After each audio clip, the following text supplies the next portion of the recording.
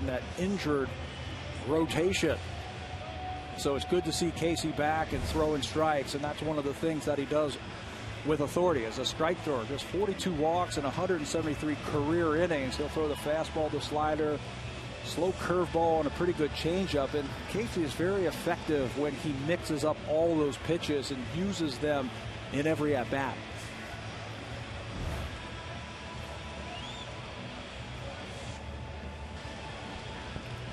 The defense that will line up behind Casey Janssen here tonight. The Blue Jays tied for first in the American League in fielding percentage. We'll send this lineup out. Lynn, Wells, and Rios in the outfield.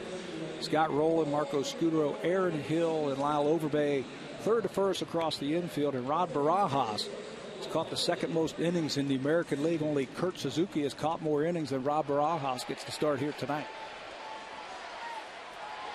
Well, they got a big crowd on hand. Boston's in town for the first time.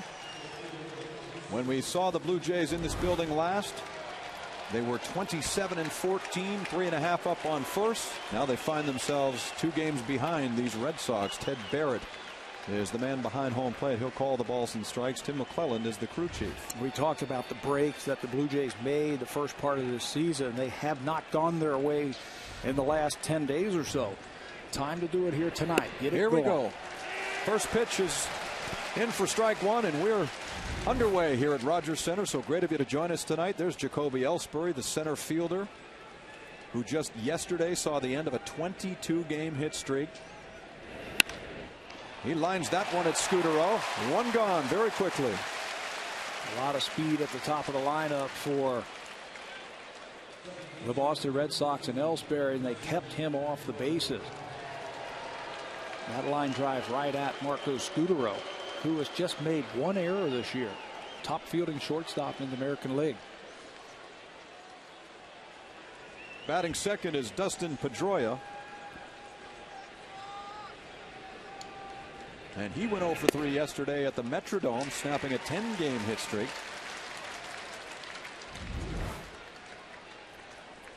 Still great numbers for Pedroia, up over 333.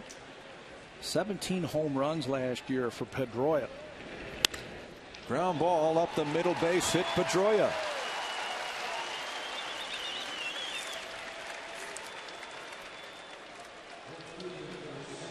He led the American League in runs scored last year with 118. You can see why. He's got that nice short swing, hits the ball all over the ballpark, and he's got a lot of power that sits behind him that helps him score those runs.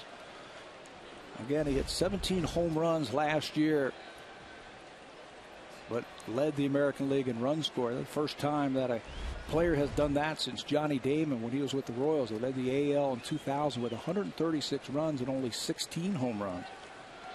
So you know you've got some thump behind you when you don't hit a lot of home runs but lead the AL in scoring.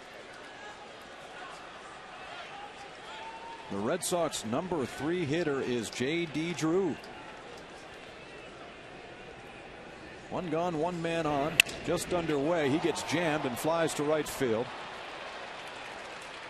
Jansen makes quick work of Drew for the second out.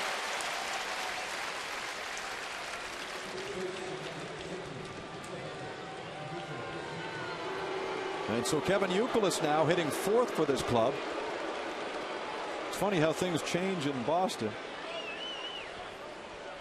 Prior to the Manny Ramirez trade, you were a lock to see Ortiz and Ramirez go 3 and 4, and now Ortiz has been dumped down to the 6th spot.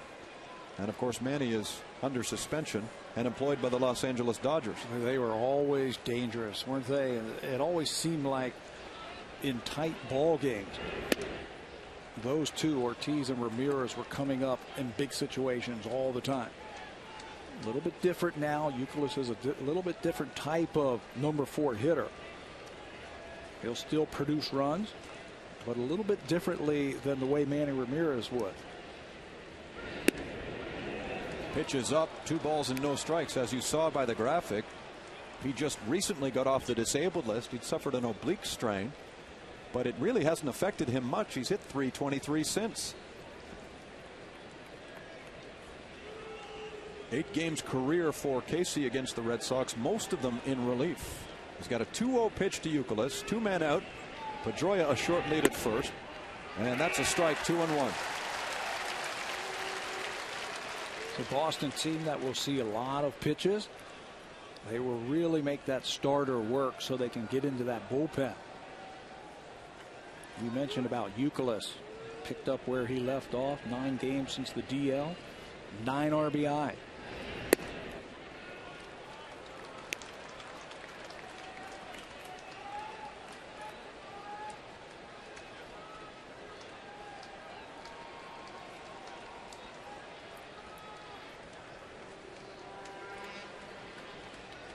What an interesting setup, too. On 3-1, Jansen comes to the plate, gets a foul tip, 3 balls and 2 strikes. Well, remember when Kevin Youkilis first came up, he was a little bit more spread out and he was in a little bit more of a crouch. And I asked him about his setup today, and he said, you know, I just couldn't get to that inside pitch. Now with the way I'm standing, he's almost standing straight up. You see his feet together. He feels like he can stay on top of that ball on the inner half now and drive the ball instead of kind of carving at it like he was. Runner goes from first, off the plate, ball 4. Youkilis so good at working the count, draws himself a walk. And so the ever dangerous Jason Bay gets a chance here with 2 out and 2 on. And isn't Bay having a nice year? He's recently fallen off the 300 pace, but 14 home runs and 48 RBIs lead the Red Sox. Do you remember when Manny Ramirez was traded? And they said, oh, Jason Bay is coming over for Pittsburgh. I think people who know baseball said, hey, that was a great trade for the Red Sox because he can do so much more than Manny Ramirez. You might give up a little bit more power, maybe a little bit more production, but you're going to get a better base runner, a better steal when he's on the bases, and you're going to get better defense from Jason Bay. I think a lot of people in Boston said, who is Jason Bay? Because he played under the radar all those years in Pittsburgh. Hey, that'll happen when you play with bad teams. That's true. But those are outstanding numbers. 1 strike on Jason. Here's the pitch from Jansen, and that catches the corner. 0-2. And really, with the struggles of David Ortiz, Pat, he has started to become the focal point of this Boston offense, and that wasn't really the case when he was brought over from the Pirates. Yeah, he could kind of remain in obscurity, kind of at the bottom of the lineup where nobody pays attention to him. He get a lot of fastballs. Now where he is hitting in big situations, he's going to face some tougher pitches. He doesn't chase that breaking ball off the plate, so it's a ball and 2 strikes. We're just underway here at Rogers Center. With 2 out, Pedroia stands at second, Youkilis at first. Despite the base runners, Casey Jansen has kept it efficient to this point. 14 pitches thrown. Here's the latest. Down and in, ball 2. Now Bay normally hits 6th, but because of the struggles endured by Ortiz, he's up to 5th in the order.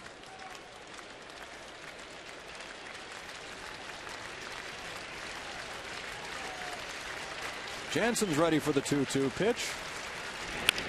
And he gets a roller toward third. Roland backhands it and just eats the baseball. An infield single for Jason Bay. You know, and that's another thing that Jason Bay can do that Manny Ramirez could not do. And that's run a little bit. Manny Ramirez hits this, and this would be an out because he does not run as well as Bay does. Good speed, long strides, and Roland, the Gold Glover, knows exactly that he can't make that play. Takes a quick glance over his right shoulder to see if Pedroia rounds third base a little bit too much.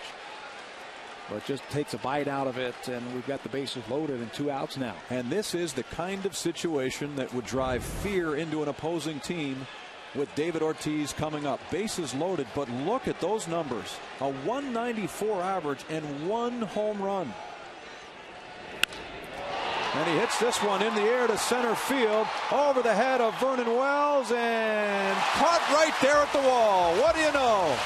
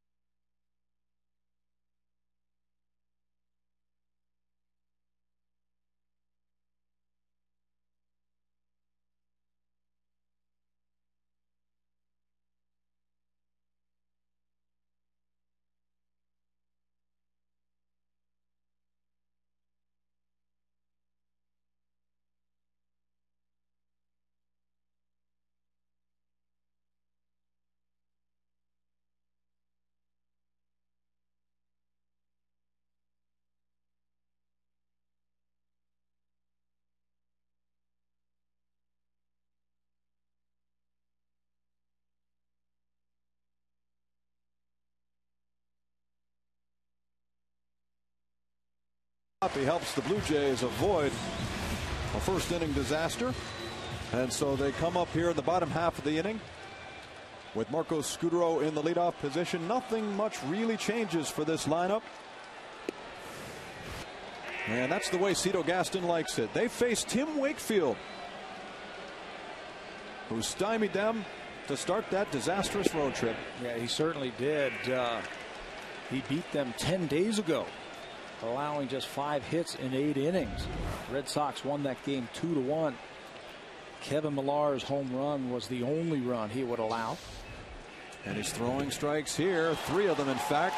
The last one goes right over the bat of Marco Scutaro. I think you have to be aggressive against Tim Wakefield to kind of feel him out a little bit to see if he's got that good knuckleball. You see the numbers, 6-2 with an ERA under 4 in his 9 starts. After 4 starts, Wakefield's ERA was 1.86. It's now almost doubled. Hill rips the first one foul. Aaron's having himself a year. 11 games he's hit safely in, a .340 average over that time.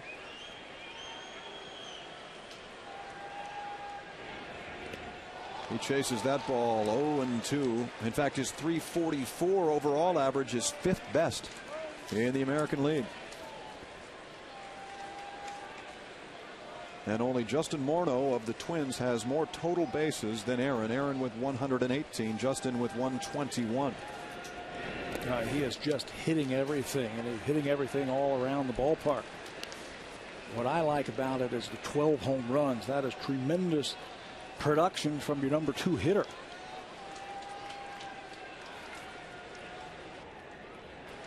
Here's the 1-2, and that's fouled away. Hey, do you have any idea what this pitcher throws? Yeah. The veteran knuckleballer. That's what you're going to see. And now in his 16th big league season, and he's tough when he's dancing. Now, I'm not talking about dancing with the stars. I'm talking about when he thrives, when it dives. And you can really run on Tim Wakefield if you get on first base or second base.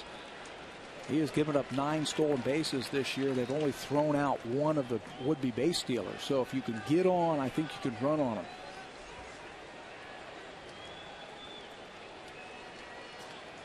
He struck out Scutaro on 3 pitches. He's having a tougher time here against Aaron Hill. A ball and 2 strikes. And that's golfed to left field and foul. You know, when you are facing a knuckleball pitcher, you know, what are those things coming in? 57 miles an hour. We look up at the board. You really have to be patient, and you really got to wait. Cito Gaston was telling me before the ball game that he really feels like knuckleball pitchers can put guys in the slump. That has really played out over the last 10 days, hasn't it? Boy, look at the change in the arm angle there. He sort of went 3/4, and Aaron Hill isn't really getting fooled here. He just can't straighten anything out. Well, he's just waiting back. Watch how he stays back and just kind of pokes at the ball. You don't want to try and do too much with the ball. Just try and square it up as much as you can. There's a roller to short. Julio Lugo is there. He hurries the throw.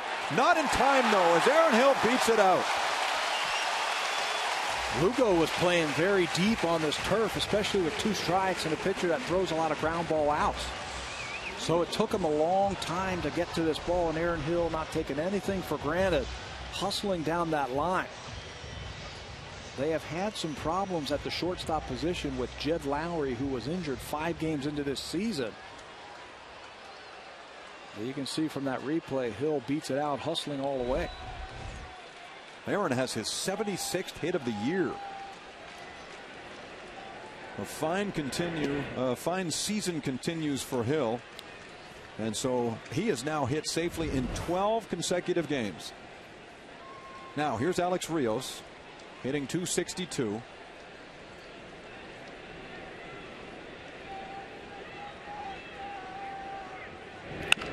He chops this one back to Wakefield.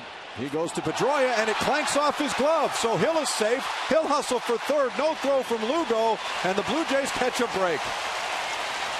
That had double play written all over it. Yeah, it certainly did. A one-hopper right back to the mound, and now the Boston Red Sox, who have struggled defensively, 31 errors in 48 games, which is in the bottom third in the American League. create a big one here. Right off the glove of Pedroia. Looks like he might have taken his eye off of it quickly. Again, Aaron Hill not taking anything for granted, hustling all the way, makes it into third base. Here is that defense. Bay, Ellsbury, and Drew. Lowe, Lugo, Pedroia, and Youkilis, and the personal catcher, George Kataris, for Tim Wakefield. Boy, Kataris has to do a number to get to the ball here. And first and third here, Pat, with one away.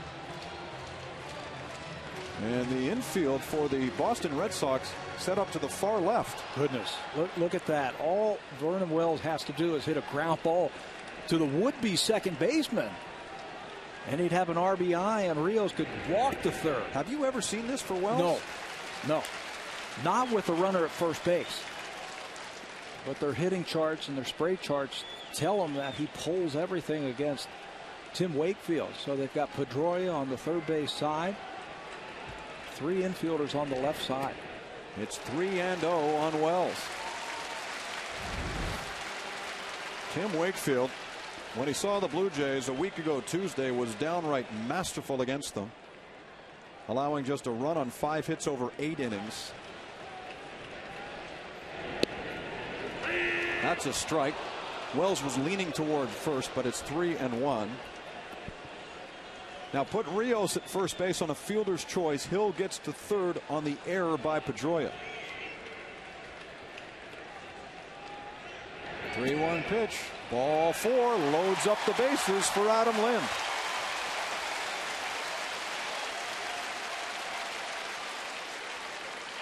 I was talking to Cito Gaston before the game, and he said, you know what, we're still hitting the ball, we're just not scoring any runs. Here's a prime example right here in the first inning. This is a chance to kind of make a statement, I think, in this series. Adam Lind, who has struggled hitting with runners in scoring position on that last road trip, not driving in a lot of runs, has a great opportunity here to bust this thing open in the first inning and make that statement. And a survey of the numbers, though short term, suggests Lind has struggled with Wakefield. 1 for 9 in his career. He's up there with the bases loaded and 1 away.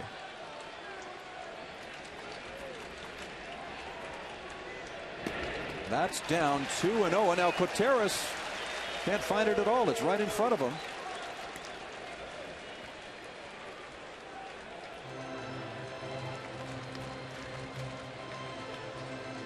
The Blue Jays are trying to take advantage of the error by Pedroia.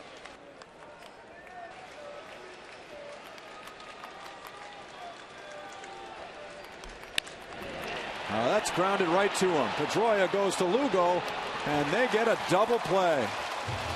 They got the break and could not take advantage.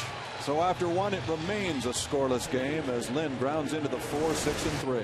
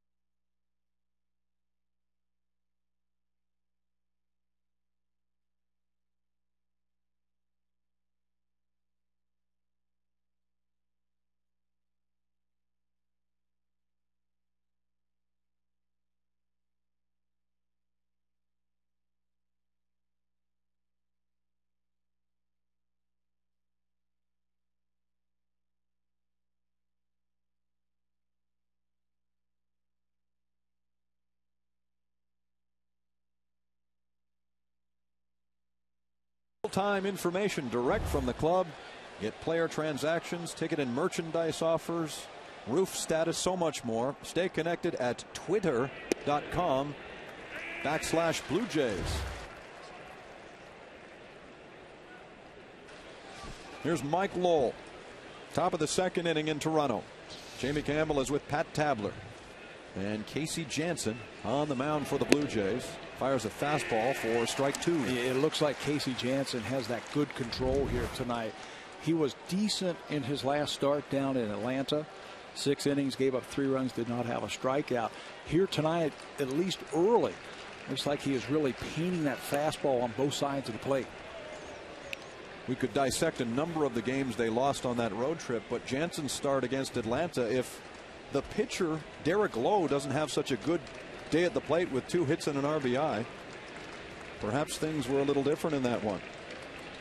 But he proved to be a tough out for Janssen. Here it's Lowell. 2 balls and 2 strikes. That's why I think American League teams, when they go on the road in interleague, they are at a disadvantage.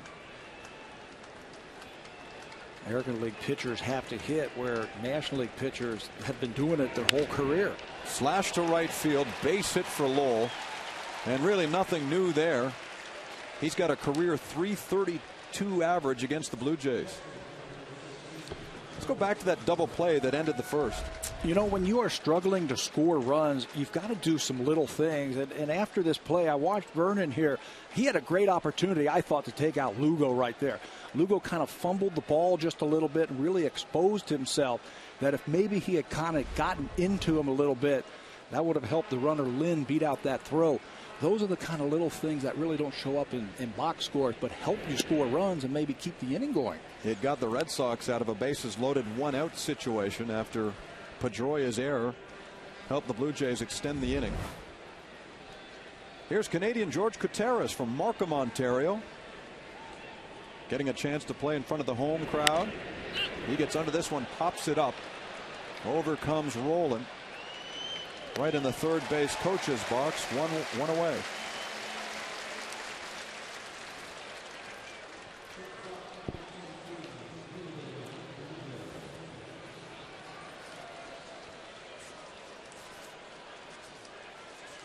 And that brings up Julio Lugo,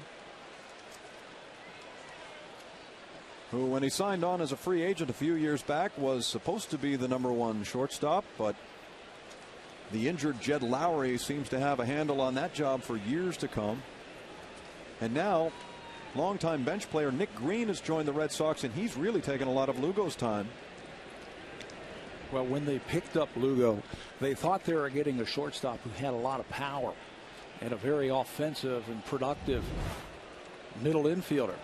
1 home run, just 4 RBIs. And one of the things that he has worked with hitting coach Dave Magadan, he was actually doing some things that he didn't realize he was doing. Felt like he was really hunching over the plate a little bit and kind of having his head cocked a little bit. So what they've tried to do with him is stand him up a little bit more erect, like he was when he was with Tampa. When he was with Tampa Bay, he had some big seasons.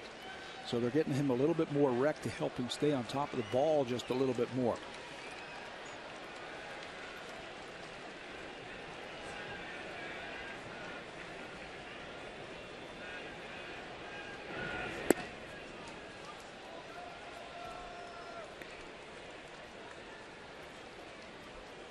Casey was just called up from the minor leagues on the 22nd of May. He made 5 starts between A and AA. Really impressed in his minor league rehab assignment. An .076 ERA and 23 2/3. And as we know, Casey was supposed to start this year right from opening day in the rotation, but he suffered a bit of a setback in a spring game against the Yankees on March 19th. Felt some tightness in his right shoulder that, as they later learned, had really nothing to do with his off-season surgery. Yeah, that's a good sign right there. When a guy tears his labrum the way he did, that's awful. But then the problems, you just said it, in spring training had nothing to do with that. That's a very good sign. Maybe it was just a little fatigue, maybe a little soreness after being off for a year. But he looks every bit the pitcher that we saw a couple of years ago, who I think he had a great year coming out of the pen in 2007. throwing a lot of strikes. He is a starter in really a setup role where he could use all 4 of his pitches. Grounded up the middle, and that gets through. Lugo's got a knock. Rolls up to second. And the infielder in Casey Jansen had thoughts of maybe grabbing that one with bare hand. Remember, he was a third baseman in college. And watch this one. This is just natural reactions. Let me reach for it. I got better second thoughts on that one. I don't want to mess up my pitching hand as that ball goes right over the bag and out into center field.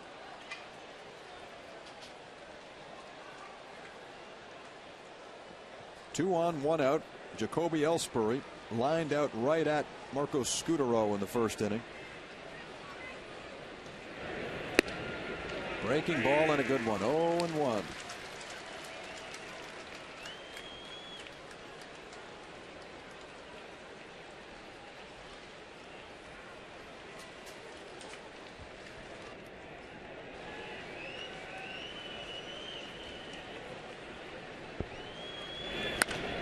Ripped and down the line, a fair ball. Lowell coming around third. Lugo stops at third. The Red Sox have a 1-0 lead on a double by Ellsbury. Yeah, that's what I like about Ellsbury. He's got a little pop in that bat. Some extra base pop. I believe that's his 10th double of the season, and he hit that one a shot right by Lyle Overbay. Get the bat head out and drive in those runs. Quick snatched it right down the right field line. Overbay leans towards the line, but it is by him so quickly. Down into that corner. A run score, second and third. Ellsbury standing at second with the extra base hit. A pair in scoring position for the Red Sox then as Dustin Pedroia comes back to the plate. He singled up the middle in the first inning. Terry Francona, the manager of the Boston Red Sox, wants to see a little bit more offense from this team, which is a good hitting team. Just 7 runs in its final 3 games in Minnesota. They ended up splitting that 4-game series against the Minnesota Twins, but just 7 runs in their last 3 games. There's a soft one right at Overbay. Pedroia's gone. Both base runners stay put, so there's a big second out for Jansen here in the second inning.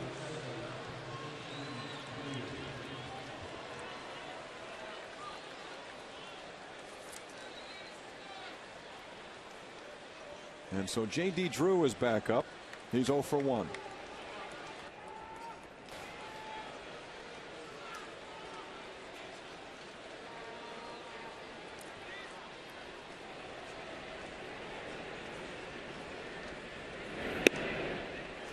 You know, with that soft line drive right at Lyle Overbay now for the second out, the infield can move back now, knock anything down on the ground from Drew. Drew has driven in 21 runs. The infield is back now. Scott Rowland, the third baseman, is way off the line over at third, giving Lugo a chance to get a huge lead. And before that first pitch was made by Casey Jansen to J.D. Drew, he really bluffed like he was going home trying to distract Casey and maybe force a balk. You can see how far Lugo can get off with rolling off the line. Here's the 1-1. Drew taps it foul.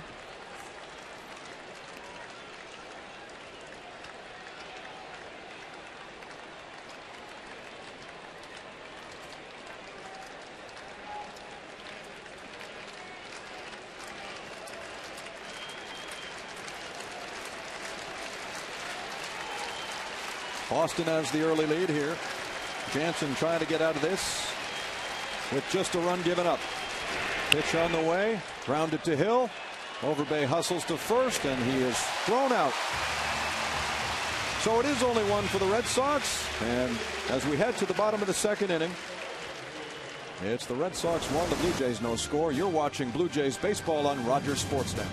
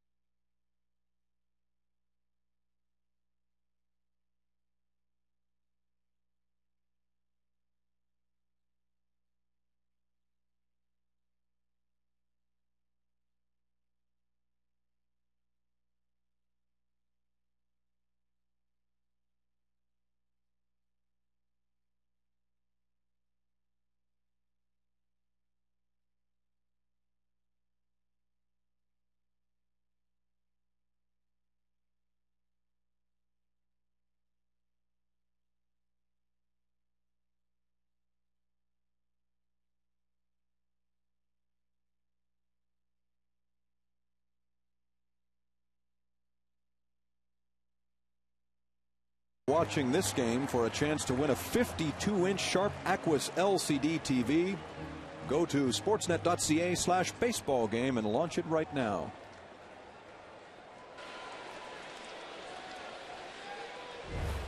Here in the last of two, it's Scott Rowland leading off for the Blue Jays, trailing 1-0.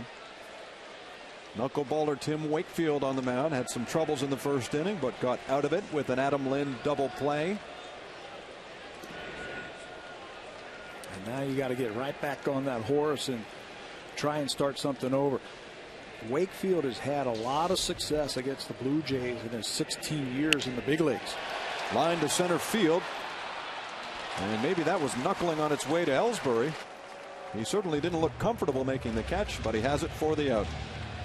Well, it's time for a Fast Fact brought to you by Rogers High-Speed Internet, the fastest and most reliable, period. And as much as the Blue Jays were swept last time out at Fenway Park, they still have a 41-35 record against the Red Sox since the beginning of the 2005 season. In recent years, they've certainly fared well against Boston.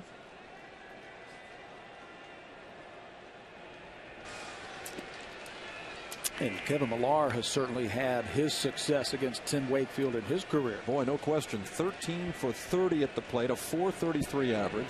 And the only man to hit a home run in that series they played about a week and a half ago, and the home run for Millar came off Mr. Wakefield. He's hit 4 of them in his career in those 30 at-bats against Wakefield. And he's got a very simple philosophy when it comes to hitting a knuckleball. If it's high, let it fly. And if it's low, let it go. Let it go.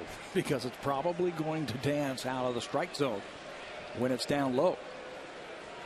You know, when you have knuckleball pitchers like this, I think guys with really fast bats and guys who swing really hard have no success against people like Wakefield. But Millar, who's more of a, you know, gap-to-gap kind of hitter, doesn't really swing hard. He's a little bit more under control. Those are the kind of guys that have success against knuckleball pitchers. What did you do when facing a knuckleballer? I just got right up on top of the plate. As a right-handed batter, I got on top of the plate. I made it hard for him to find the strike zone and his release point. And I never had any problem. I was a hitter a lot like Millar without the power, where I kind of, you know, would hit the ball to right center field or left center field. Millar obviously had a lot more power than I did, but with the same type of hitter where you can kind of take that ball away and shoot it to right field. Right-handers, though, having their trouble against Tim Wakefield, hitting just 200 coming into this game. Lefties hitting 268 against Tim Wakefield. That's up as Lyle Overbay faces Wakefield for the first time here tonight. Overbay has hit safely in his last 6 games.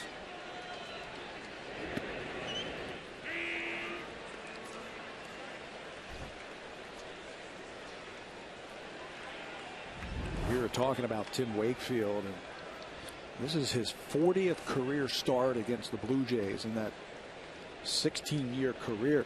He has 17 wins against Toronto, second only to the 20 that he has had against the Tampa Bay Rays. And there is a connection between these two franchises, Tampa and Toronto. Yeah, they both play in domes. That's right. Now, out of those 20 wins that Wakefield has had against Tampa Bay, he has won 17 of them down in Tropicana. The difference, you can open and close this thing here. So he obviously likes pitching in domes and when the domes are closed. And that one kind of caught me by surprise, because the knuckleball, when it's effective, and correct me if I'm wrong here, acts on wind currents, and it moves based on the wind current. And there's more of a wind current, is there not, if the roof is open? And I think it's harder to control a knuckleball when it's windy. It might dance a little bit more, and it'll dance right out of the strike zone. Well, he's just walked his second straight batter in Overbay. And now faces the number 9 hitter, Rod Barajas.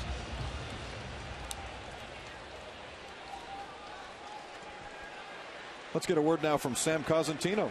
Well, Jamie, coming into the ballpark today, a beautiful day in the city of Toronto, but some forecasted showers later on, and with that, the dome closed, although I'm sure the Blue Jays endeavored every opportunity to try and keep this thing open based on the discussion you guys are having upstairs. I hear that there was talk in the clubhouse about maybe opening it because of Wakefield on the mound.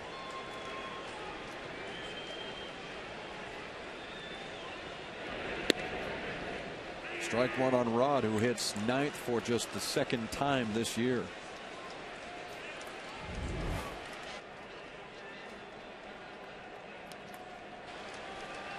Two men on, one man out.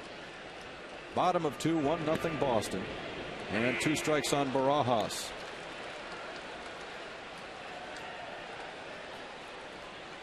Rod has a home run in his career against Wakefield.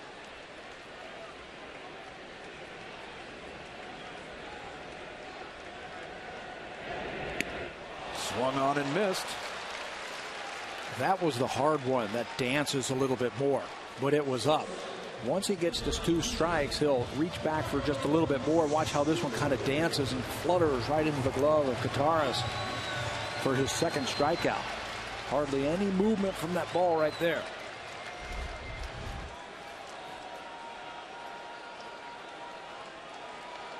Marco Scutaro struck out as well on 3 pitches when they last faced each other.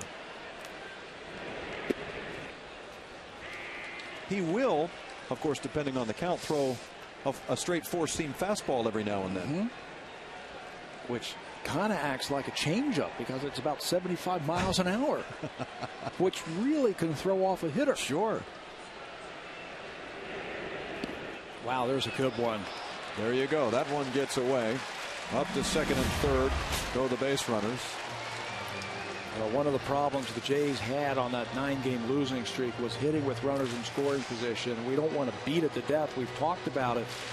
But just 185, 77 runners left on base in those 9 games.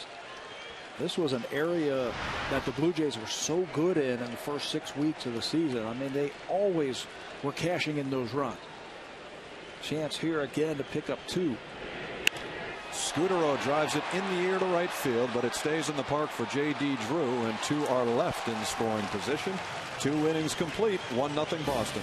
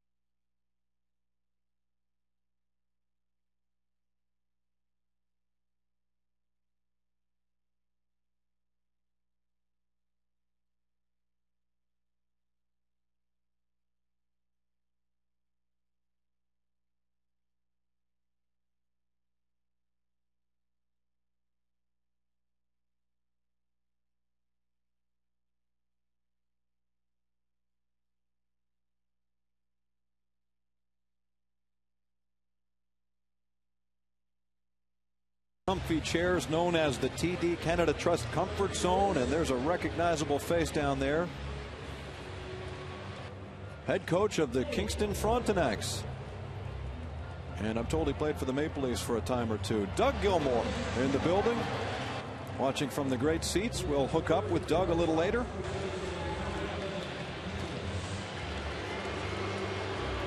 One 1-0 Boston. This is the first game of 3 between the Red Sox and the Blue Jays here at Rogers Center. I'm Jamie Campbell with Pat Tabler and Sam Cosentino tonight. Our statistician and Sportsnet.ca columnist Scott Carson is here as well. Kevin Youkilis walked in the first. 1 ball and no strikes. Youkilis lines that into left field. Base hit. Something you want to keep an eye on with Kevin Youkilis when he gets base hits, how the Red Sox do last year. Big production. The Sox went 71-30 when he got at least 1 hit in a ball game. They went 16-28 when he went hitless. So first hit of the night for Youkilis, and finds the Red Sox ahead here 1-0 in the third. So back comes Jason Bay. And these are situations where Bay has absolutely thrived this year. I mentioned earlier he leads the Red Sox with 14 home runs. In fact, 14 home runs puts him second in the American League.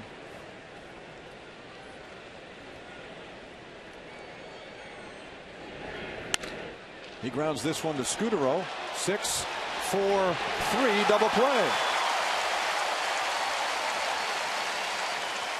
He's always looking to lift the ball and get the ball to the outfield to score that runner from first base. But here Jansen kind of crosses him up and throws a breaking ball. Hit off the end of the bat. Marco Scutaro has started the most double plays by any shortstop in the American League.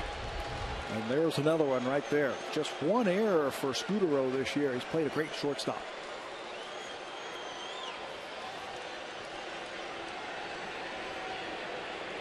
So here's Ortiz. Student body shifted right.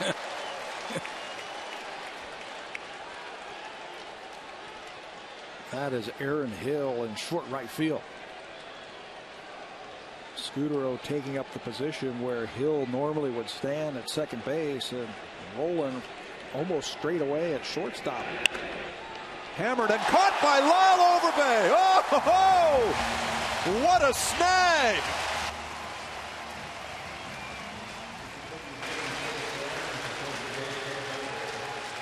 Ortiz gives him a smile. That ball was tattooed, and when you are not going well, like David Ortiz is going, these kind of hits that are hit right on the button turn into outs.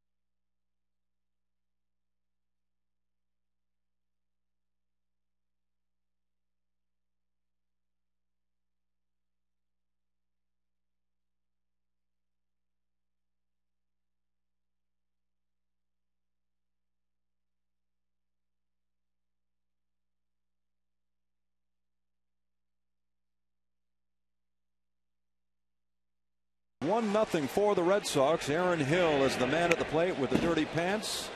He's been busy in this one, as you can see. A base hit in the first. And they'll need strong detergent for Hill's jersey after this game is over. Aaron sends this one skyward. Ellsbury parked underneath, and Hill is retired for the first out. Well, it's Happy Birthday Rogers Center. On Friday, June the 5th, the Jays play the Royals. And this is presented by the Fan 590. Members of the 1989 team who helped christen this building will be on hand People like Tony Fernandez, Kelly Gruber, Jesse Barfield, Nelson Lariano, Dwayne Ward, Mookie Wilson, Tom Henke, Rance Mulliniks, Mike Flanagan. So come and join the party on June the 5th. 1 week from tonight. Speaking of Mully, Trader in the house. Trader as Rios pops it up past second. And Pedroia makes the catch for out number 2. And the reason we say Trader is that Rance is working for the Boston Red Sox tonight. He's not in the house over here. He says, are you guys going to be all over me during the broadcast? And I said, we might. And you said, absolutely, we are going to. Heck yeah. He's gone to the dark side, for goodness sakes. He went to the nation. I know. What can you do? Oh. Anything for an extra buck, eh? There you go. And that one's fouled back.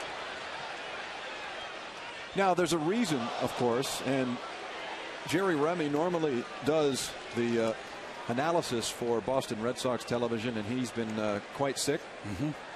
Had a recurrence, I believe, of lung cancer. He's been in hospital, and we obviously wish our best to Jerry, who's such a good man and wonderful to run into whenever we go down to Boston or they come up here. Such a big part of Red Sox Nation, the Rem Dogs. So get well, Jerry. And I picked up his book in Baltimore, an outstanding read. There's the 0-2, and Vernon slaps at it, base hit to right field. Boy, it's a good thing he hit that ball, or that might be over the glove of Coteras. That's finding a way to get one. That was a high knuckleball, but I think he hit it and said, hey, I know where that defense is playing, and there is nobody on the right side. I just have to get that ball over here.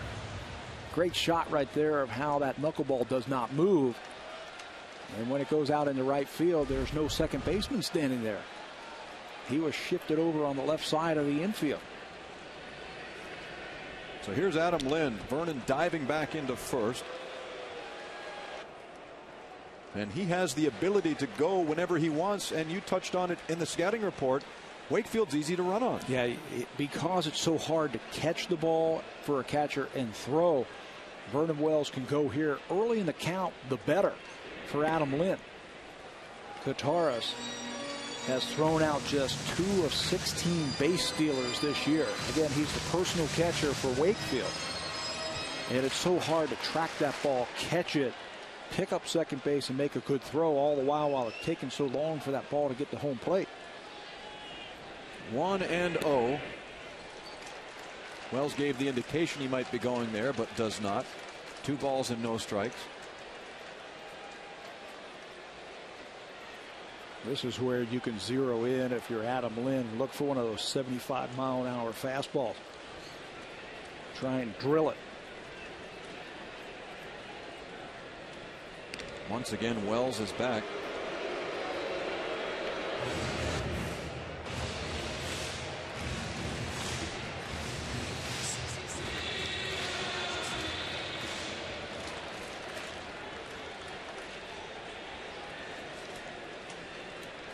Vernon stolen 8 bases, has not been caught. Wakefield tries him twice. He's thinking the same way we are. Sure.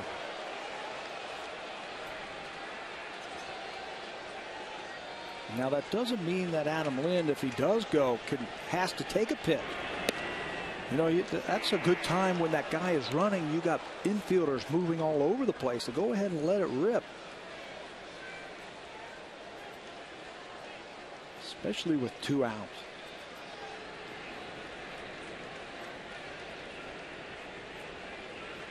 There goes Vernon.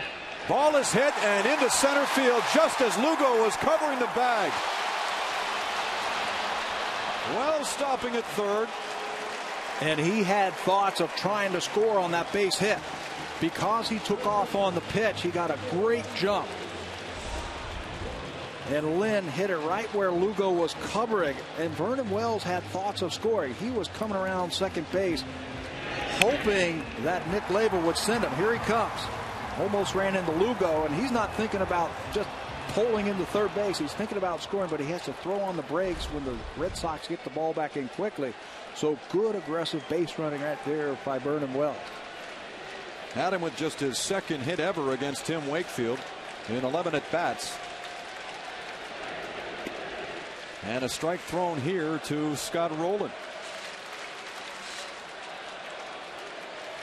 Rowland's 0 for 1 like many Blue Jays. His average has dipped below 300. He hit just a .192 on the recent road trip. Lines this one, base hit. Wells is in, and this game is tied. Adam Lind now heading for third. Nick Leyva holds him there. And Scutaro doubles to tie the game at 1. Rowland with that shot into the corner. He has had trouble driving in runs also. And this was the hit that the Blue Jays were missing on the road. That 2-out base hit that drives in a run. He gets all of this little hanging, floating knuckleball and just rips it by Mike Lowell, the third baseman. No chance for him to get this one, and it rolls into the corner. Lind was going to try and score from first base, but because the ball was hit so hard by Rowland, no chance. You don't want to get thrown out at the plate, especially with Kevin Millar coming up. And we touched on it as last time, up the success he has had against Tim Wakefield. So you don't want to run yourself into any outs.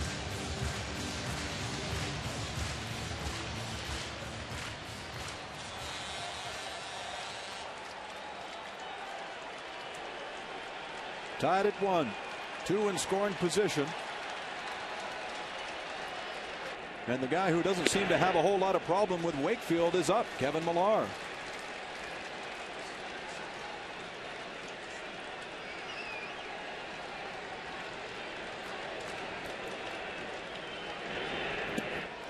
One and one, a big swing. So give Rowland his 17th RBI of the year. I think I called him Marco Scutaro, and I apologize, Scott. Here's the 1-1 pitch, swung on and missed. The ball and 2 strikes. Now, if you're the runner at third base, we've seen the pass ball already tonight from Kataris. Anticipate it. He has had 7 this year now. Wow. Kataris has it. Millar strikes out, but Rowland does the damage with a double that brings home Vernon Wells. We have a tie ball game here at Rogers Center.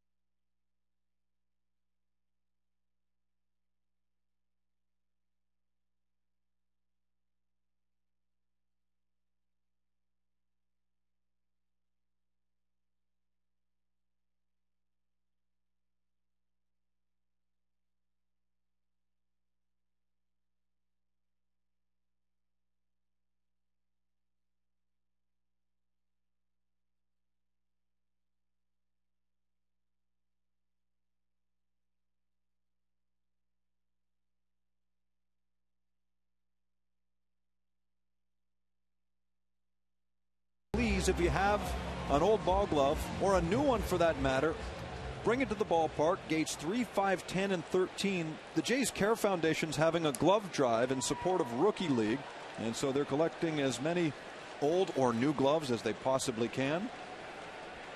So if you have one kicking around and don't need it anymore, there are some kids who could use a ball glove. Please bring it down to the Rogers Center. So it's tied at 1 here, thanks to the RBI double by Scott Rowland in the third. Top of the 4th inning, and Mike Lowell, George Kataris, and Julio Lugo will come to the plate for the Boston Red Sox. Here's the most recent World Series MVP for Boston, hitting 7th in the order. He singled and scored in the second.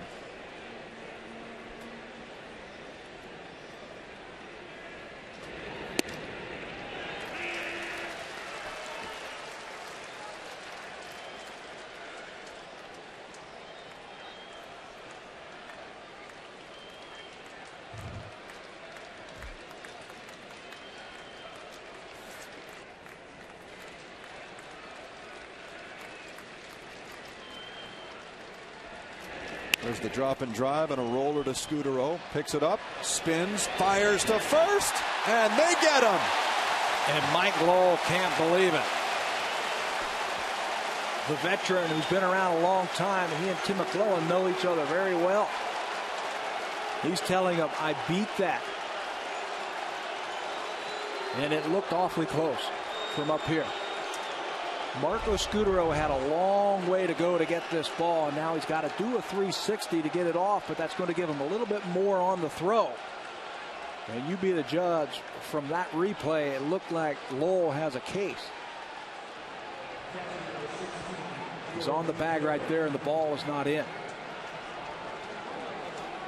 Let's bring in Sam Cosentino. Well, guys, you can understand if the Red Sox are a little gun shy. In yesterday's 7th inning, quite a circus. 4 ejections in total, 2 of which were on the side of the Boston Red Sox. First, arguing a ball or a strike was Jason Varitek, tossed from the game in the middle of the inning. Terry Francona came out to argue that he too was tossed. And so, you know, when Tim Bogar stepped in right away, when Lowell arguing that call, so as not to have another one tossed here on consecutive days. And that was just after Ron Gardenhire had been tossed from the Minnesota Twins, and their catcher Mike Redmond got tossed, and they already had Joe Mauer in the lineup as the DH, so Mauer had to put on the equipment, go back behind home plate. They lost the DH, so 4 for 4 in the 7th inning.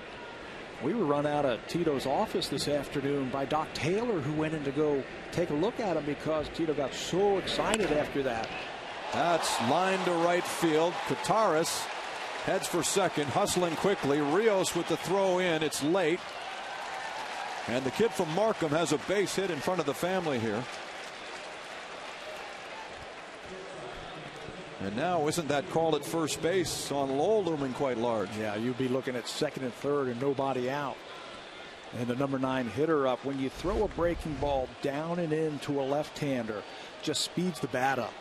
And that's what it looked like. Something off speed, and he really turned on it and got it by Overbay, who just misses it. Got it down into that corner for extra bases. So with one away, Julio Lugo, the number 9 hitter, is in. He singled up the middle in his last at bat. Jansen checks the runner, comes to the plate. Ball 1. And to add to what Sam was saying, Francona, shortly after he was ejected yesterday in Minneapolis, was actually examined in the Red Sox clubhouse by some emergency medical technicians because he's got high blood pressure. Yeah. And it was elevated yesterday. Yeah, to put it mildly.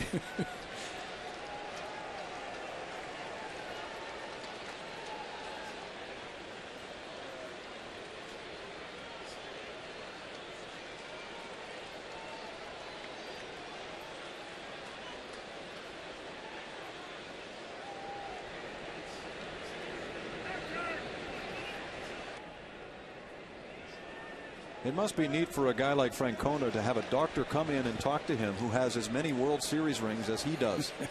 Dr. Taylor here with the Blue Jays, won rings as a player with the 64 Cardinals and the 69 Mets.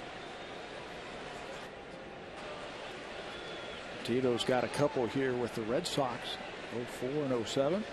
Blue Jays really pinching the middle against Lugo with that runner at second base. That ball is down 3-0. Lugo singled to center last time, so Aaron Hill, the second baseman, especially with a runner at second, now has shaded him a little bit more towards the bag. You see him there, and that's Lyle Overbay playing way off the bag at first base. That's way off the plate for ball 4.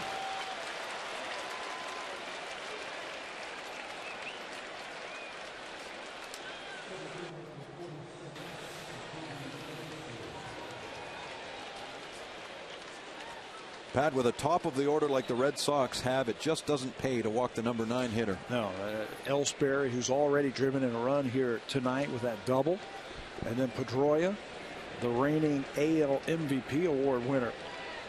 Yeah, you don't want to be walking a guy hitting 260 to face a guy who's hitting over 300.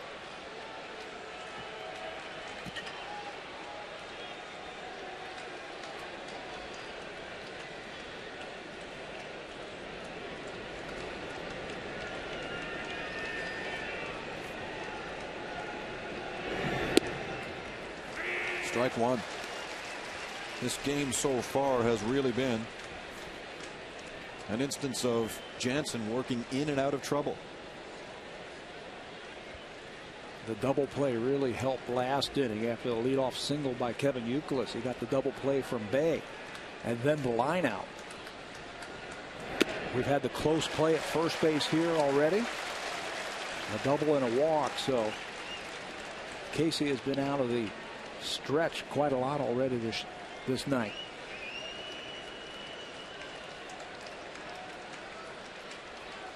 Two strikes on Ellsbury. Dustin Pedroia on deck.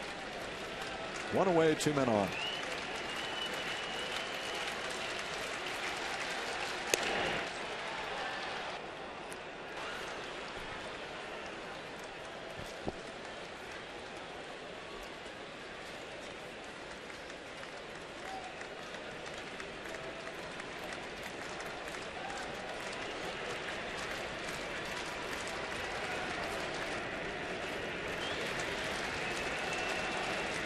And the 1-2 pitch.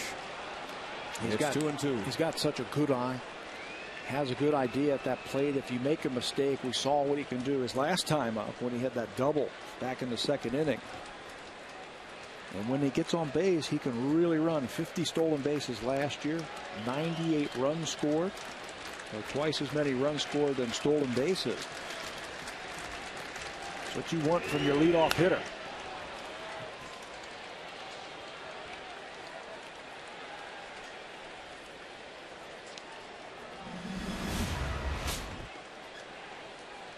Ellsbury taken in the first round in 05. Pedroia a second round pick. They drafted Papelbon, drafted John Lester, who you'll see on Sunday. They've developed well. 2-2. And now 3-2. If it gets late, we were talking about this before the game. Daniel Bard, a player that they just brought up from their farm system, throwing about 100 miles an hour. I'm kind of hope we get a chance to see him in this series. Maybe in a non-critical situation. Yeah, Jay hitters might not be, but. So here's a big pitch coming. 3-2 on Ellsbury. And it's up the middle, a base hit. Gutierrez coming around, and he gives Boston the lead. Boy, Ellsbury, what a day so far. 2 for 3. He's knocked in both runs. Looks very comfortable at the plate. Even though he fell behind 0-2, he battled back to get it to 3-2, and then got a pitch to his liking, an off-speed pitch, and hits it right back through the middle hard. Vernon Wells is tied with Rios in outfield assists, but really no chance to get to Gutierrez. I was watching DeMarlo Hale, the third baseman, on that play, and he was motioning to Lugo, the runner from first, to come on to third base. But Lugo just moved up to second.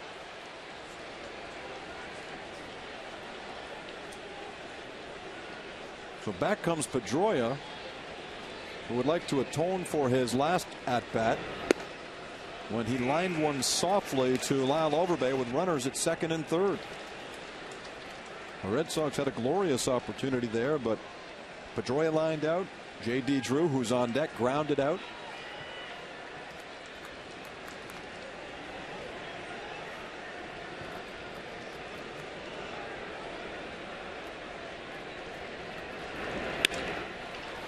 One hop by Scudero. He shuffles to Hill. Turns for first, double play.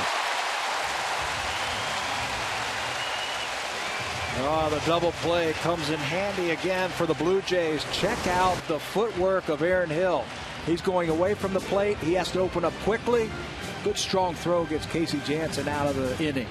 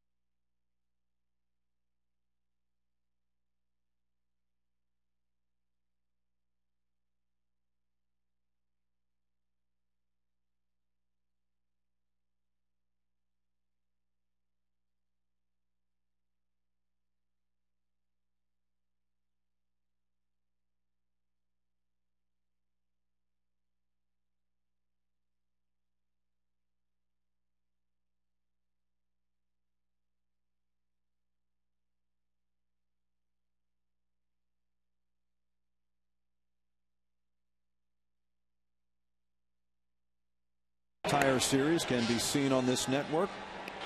1 Eastern tomorrow, Brad Penny against Brian Tallett, and then Ricky Romero takes the hill on Sunday against left-hander John Lester.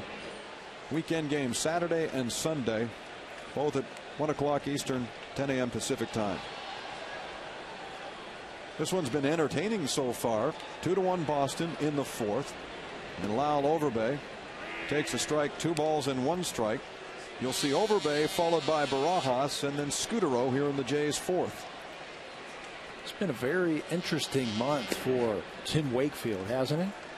He might be sad to see the month of May go. Batters are hitting .288 against Wakefield this month. Ball's grounded to the right side. His ERA this month is up over 6. He's given up 5 home runs, 18 base on balls now in 23 innings. It's also 4-1. And he's leading here in the 4th, trying to go 5-1 in 6 starts in the month of May. And I didn't see a whole lot of intensity in his preparation today. When I walked into the clubhouse, he had his feet up on the couch doing a crossword, getting ready for the start tonight. Well, he did all his work before this start, right? The running that the pitchers do in between starts. His side work. He's been doing it for so long, you know, not a whole lot that he hasn't seen. You're a good friend of the Red Sox pitching coach, John Farrell. How much involvement does a pitching coach have with a guy who throws essentially 1 pitch? Well, you know what a pitching coach, well I'll say a big part of their job is to kind of be like that guy who kind of reassures those pitchers. Even a guy like Tim Wakefield, who's been in the big leagues 16 years. You know, there's some self-doubt when things aren't working. And if you have a pitching coach, as Barajas goes down, who can kind of see the little things that you do. Maybe your arm is not going down far enough, or your leg kick isn't as high, or something like that. They need that reassurance from a pitching coach, and Johnny Farrell is one of the best. So if they're throwing on the sideline, even a guy like Wakefield who's been around a long time, he needs a pitching coach who knows that thing that he does, that he says something that kind of clicks in and makes him successful.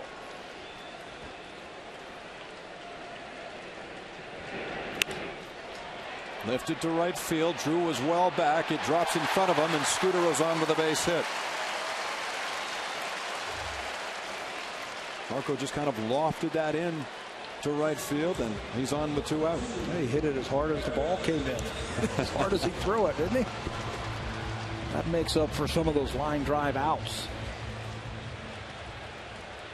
Base hit number 5 tonight for the Blue Jays.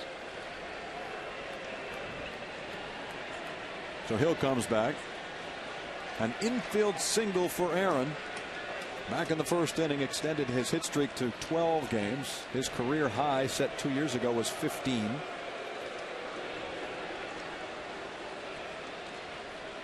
Aaron's top 10 in the American League in batting average, number 1 in total hits with 76.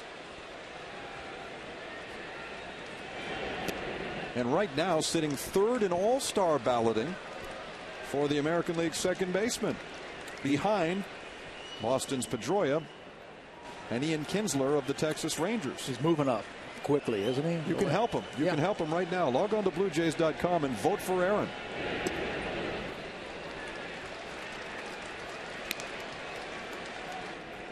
There's been some good second basemen in the American League this year, hasn't there? Oh, boy. The two you mentioned, Pedroia and Kinsler, Aaron Hill. Robinson Cano is having a big year.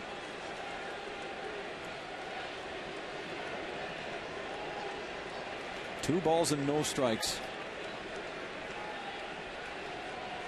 And now Wakefield waits. Marco's not really getting an aggressive lead out there. Yeah, he's got 2 feet on the dirt, just a couple of feet off of first base. Over the 12-game hit streak, Aaron's hitting .347 and had a fairly large home run on Wednesday in Baltimore. It's just a shame it didn't end up as the game-winning hit. For a while there, it looked like it was going to. I mean, he hit a good pitch from a good pitcher, Danny Baez. And that is probably the deepest part of that ballpark in Baltimore where he hit it. Shows you the kind of power that Aaron Hill possesses. That's a strike. 3-1. Excuse me, 2-2. Now your approach is a little bit different with this type of pitcher. You can see how he's really slowed his lower half down. He has slowed his approach, Aaron Hill's, and he's really trying to track that ball as far as he can. Big hole on the right side for him to shoot for.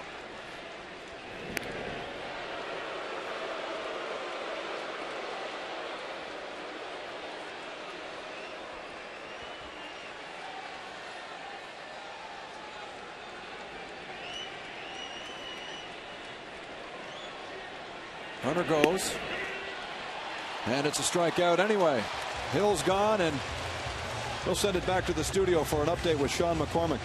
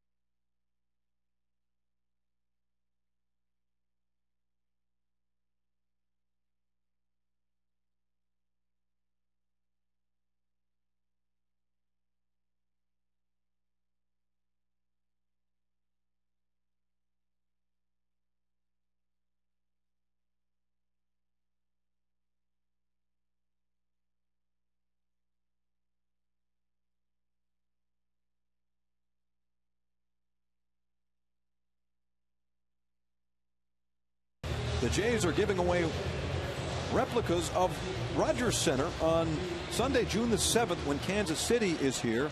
Brought to you by Every Kilowatt Counts. And this is all part of the celebration of 20 years of the Dome. So if you've got a ton of bobbleheads on the mantle, you can now add a stadium by coming to the game on the 7th of June, a week from this Sunday. Kansas City is here. A number out toward third. Jansen gets to it quickly and gets through at the bag.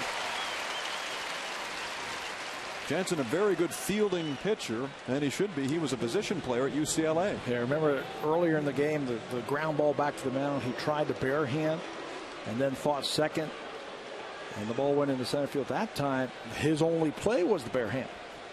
Nubbed out in front by J.D. Drew.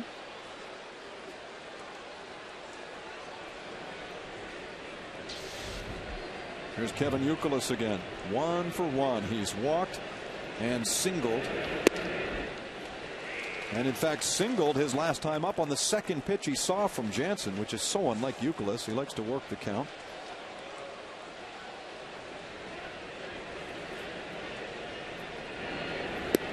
He swings and misses there. You were talking about his setup in the box early on in the game. I'm amazed at how far back in the box he stands. Well, a lot of hitters want to get back as far as possible so they have a little bit longer to watch that pitch.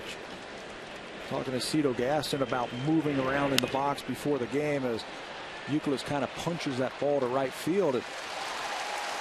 The way Cito told me today, the way he put it was, you have to get an act of Congress to get players to move around in the box because they find one spot that's their spot and they don't want to move, either up in the box or closer to the plate. They just feel more comfortable. Guys used to do that all the time 20, 30 years ago. Depending on the pitcher, they'd move closer to the plate or they'd move up in the box to try and get a breaking ball. Ball 1 to Jason Bay. Why do you think that has changed? Don't know. Players today a little more superstitious? No, I don't know if superstitious has anything to do with it, because I would think that if anything can help you, you would try and do it. I guess they just don't think that that's important. Here's a line shot by Bay, and that's off the base of the wall. Jason turns for second, and he's got a 2-out double. 12th double of the year for Jason Bay. His second hit of the night. This is a breaking ball out over the middle of the plate, right into his wheelhouse. Hits it off the base of the wall, 375 feet from home plate. And the Sox, their 9th hit here in the top of the 5th inning, another runner in scoring position.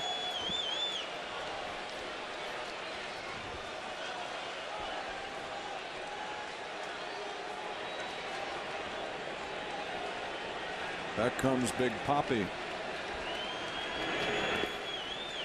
And Barajas gets out quickly. To his credit, Ortiz has really hit the ball well in the ball game. He smashed one to center field with the bases loaded in the first. But it was caught by Wells and then lined hard to first base his last time up. But again, robbed on that play. On a ball that might have gone foul. It looked like it was going foul. Yeah, hooking down first base, right down on the line. I mean, it's so strange to see one home run next to David Ortiz's number. Any idea as to why this is happening? $192, and that one home run, we might add, came against the Jays. Brett Cecil back on the 20th. You know, it could be a little bit of everything. I know he had a wrist problem last year. He has had leg problems the last few years, and if you don't have that good base underneath you, it's tough to get to a ball. But he says he's fine, says he's healthy. I watched him today in batting practice. As you take a look at the numbers, just 12 home runs last year for David. Still good with runners in scoring position last year, not so this year. But I watched him in batting practice, and he launched some balls. He looked quick. He doesn't look like his bat has slowed down. He was hitting balls out in left center field as well as right center.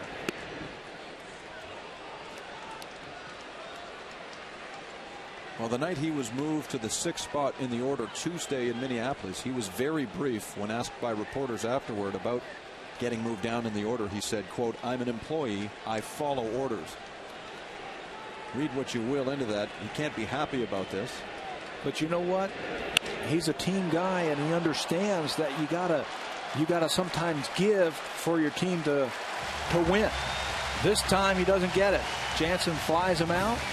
Boston still leads it, though, 2-1 to the bottom of the 5th.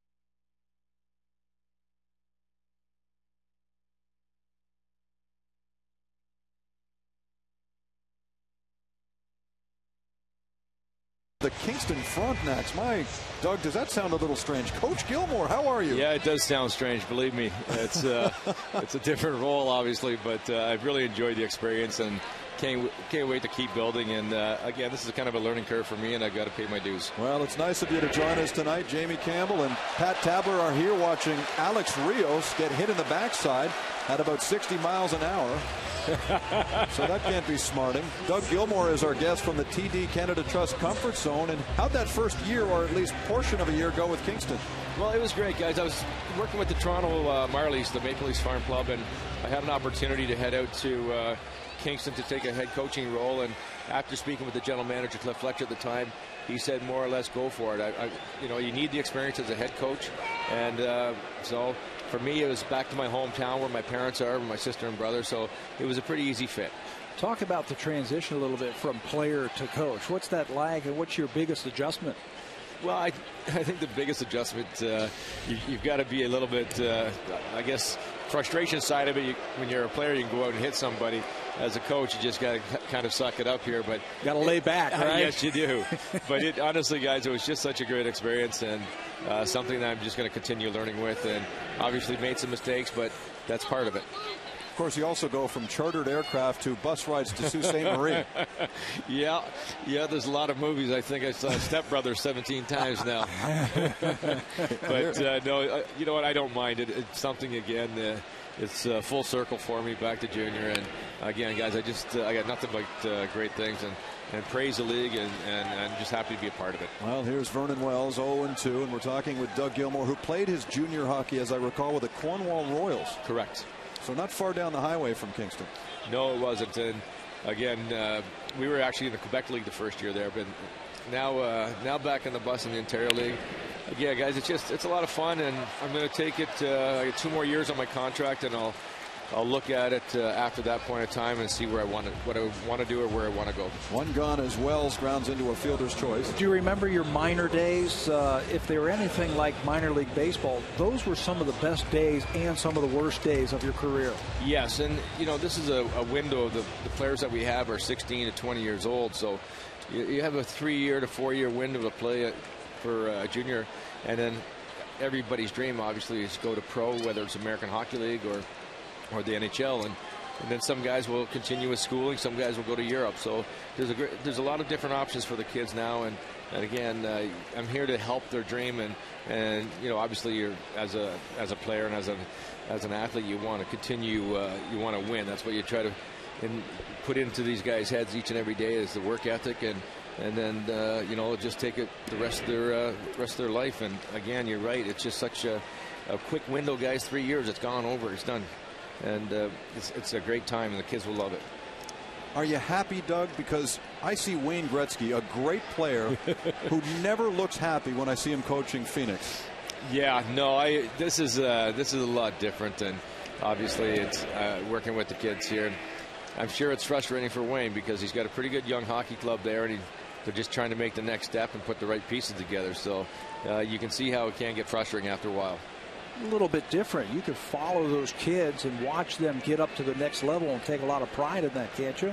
For sure you can, and each and every day is just it's like anything else, guys. It's like here, it's repetitious, and you try to implement certain plays and plans, but you just work on the same skills from almost each and every day, that you know that you can do it with your eyes closed. And sometimes it kind of gets a little boring, but you try to have a little bit of fun in practice. And I'm old school, but I'm new school, that we practice 45, 55 minutes a day, and that's it. And just get these guys mentally prepared for the next game. Bottom of the 5th inning, the Blue Jays trailing 2-1. Adam Lind at the plate. Vernon Wells over there at first. He's gone. And Coteras won't even try it. So Vernon steals the base. That's his 9th steal of the year. That's just heads-up base running. You time that pitcher, you know he's going to throw a knuckleball with 2 strikes, and he's gone. He is about halfway there by the time Coteras has the ball. So the youngster does the right thing, just holds on to it. Grounded to the right side, picked up there by Pedroia. He throws out Lind as Vernon Wells advances to third on the play. Our guest is Doug Gilmore. one of the greats of the National Hockey League in his day, now coach of the Kingston Frontenacs. And Doug, way back when I was doing statistics for Bob Cole in the Hockey Night in Canada broadcast booth the night that you did that wraparound goal on Curtis Joseph, it's really the only time I felt a building shake in this city. What was your most favorite moment as a Maple Leaf? Well, I think there's so many of them. Obviously, that's a big part of. Liner to left, and it's over the head of Jason Bay. Wells is in, and Scott Rowland slides into second. He has done it again. He's done it again with a 2-out double. A couple of innings ago, he played at Vernon Wells with a double, and he does the same thing here. A little tumbling knuckleball right out into the wheelhouse of Scott Rowland, and he gets it over the head of Jason Bay. Drives in Vernon Wells from third base with 2 outs. And that brings up Kevin Millar. So sorry to interrupt you there. No problem. Doug, that comes from time to time. This is more important here, guys. I was getting to your favorite moment as a Maple Leaf. Well, I think there's so many different little moments, guys. Toronto was my longest standing team, 5.5 years, and I really enjoyed it. That was obviously probably the biggest goal I've ever scored, in that uniform. And what can I say? It was just something that I didn't have that planned. It just happened. Well, listen, we appreciate you joining us. And we have to mention, you did win a Stanley Cup with Calgary, so let's not forget that, too, as Millar sends this foul. Hey, Doug, we're going to let you go. Enjoy the rest of the game, and thanks for joining us. JV, Pat, thank you, guys. All right, that's Doug Gilmour. Got some great seats there, and great to see him get into coaching in the Ontario Hockey League, and we wish him the very best.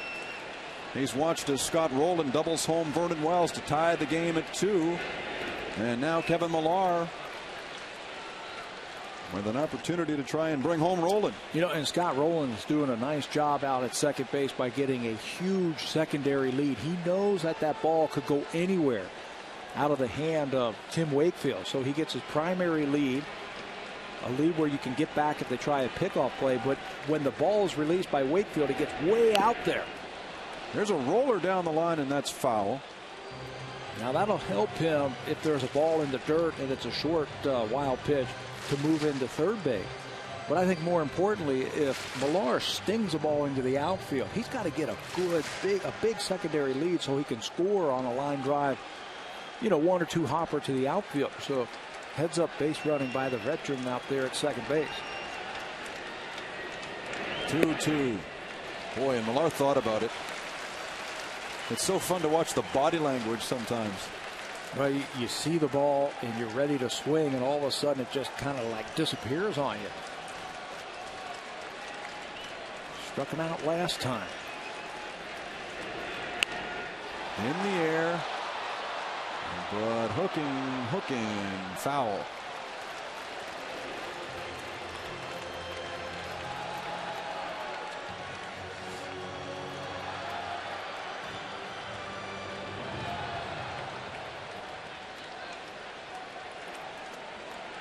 Seems they're still finding their seats here at Rogers Center. We're in the bottom of the 5th inning. Good crowds expected throughout the weekend, and there's ball 4. And in fact, tomorrow there should be a good crowd of young kids coming down for the next edition of Junior Jay's Saturday, presented by the Toronto Star. If you take part of the Passport program and collect 3 stamps, you receive a miniature Alex Rios bobblehead doll. That's for kids 14 and under.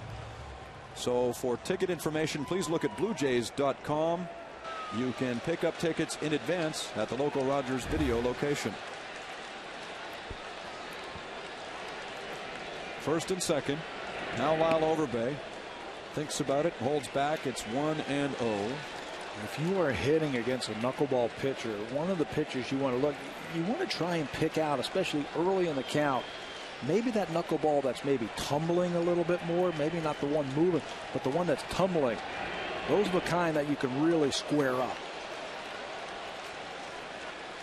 And what I mean by tumbling is it's not a true knuckleball where it's not moving at all. That one that Overbay swung at looked like a good one because there was some dance to it. But the one that tumbles kind of spins just a little bit. Ripped, base hit into the corner. This will score Rowland easily. And now Millar heads for third. He'll stop there. Overbay doubles, and the Blue Jays are on top. That might have been the tumbler right there, because it didn't do anything. It just kind of hung up in the strike zone on the inner half for Lyle Overbay. His 6th hit in his career against Tim Wakefield. And watch this one. Just right there. Doesn't do anything. Ball ripped right over the head of Kevin Youkilis. Down into the corner. Youkilis almost comes up with it by about another foot and a half. Blue Jays will take it as they take the lead here. Let's get another word from Sam. Well, Jamie, Pat, you know you're going bad when you come home after losing 9 straight, all 9 on a road trip, and it's a rainy day at home. But I talked to a lot of the Blue Jays players before this game and asked them, what do you do in that situation? You come off of 9 straight losses. What's your off-day program?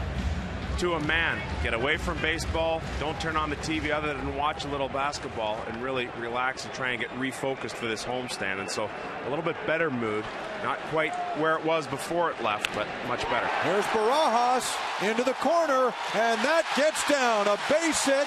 Millar scores. Overbay's in. What a job by Bay to keep that from going up against the wall, but 2 runs have scored. Yeah, it would have been extra bases for Rob Barajas, who did not have any luck his first 2 times up to the plate against Tim Wakefield. A couple of strikeouts. He waits for one of those tumblers and rips at the left field. This one is elevated. You see the ball kind of tumbling and spinning a little bit. Those are the ones you hit. And here's the play you're talking about. What a play by Bay as he short hops it. And then has the presence of mind to get it back into the infield to hold Barajas, but not before a couple of runs have scored. 5-2 for the Blue Jays.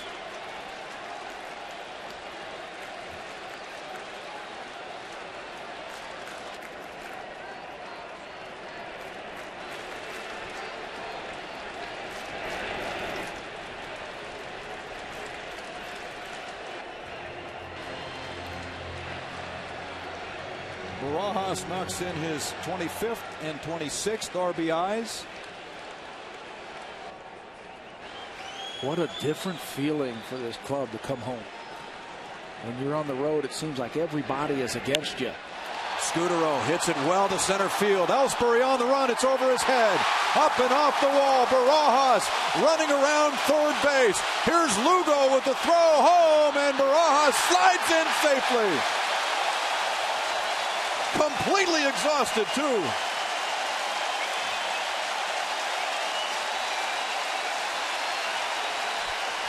You know, base running is an instinct, and I think you either have it or you don't have it. As you see Gene Tennis, the ex-catcher, having a laugh at Rob Barajas' expense.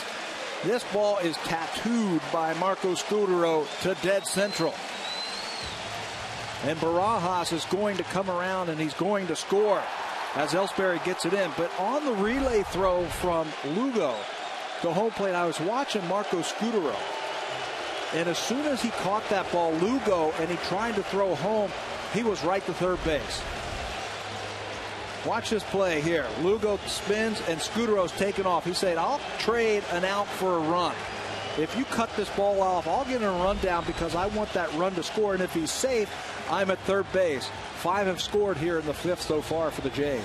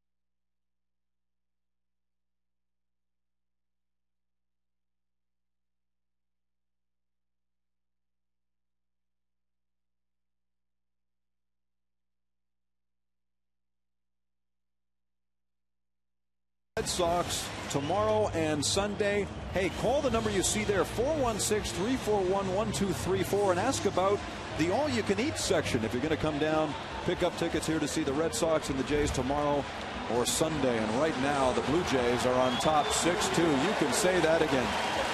Home sweet home, as Motley Crue like to sing.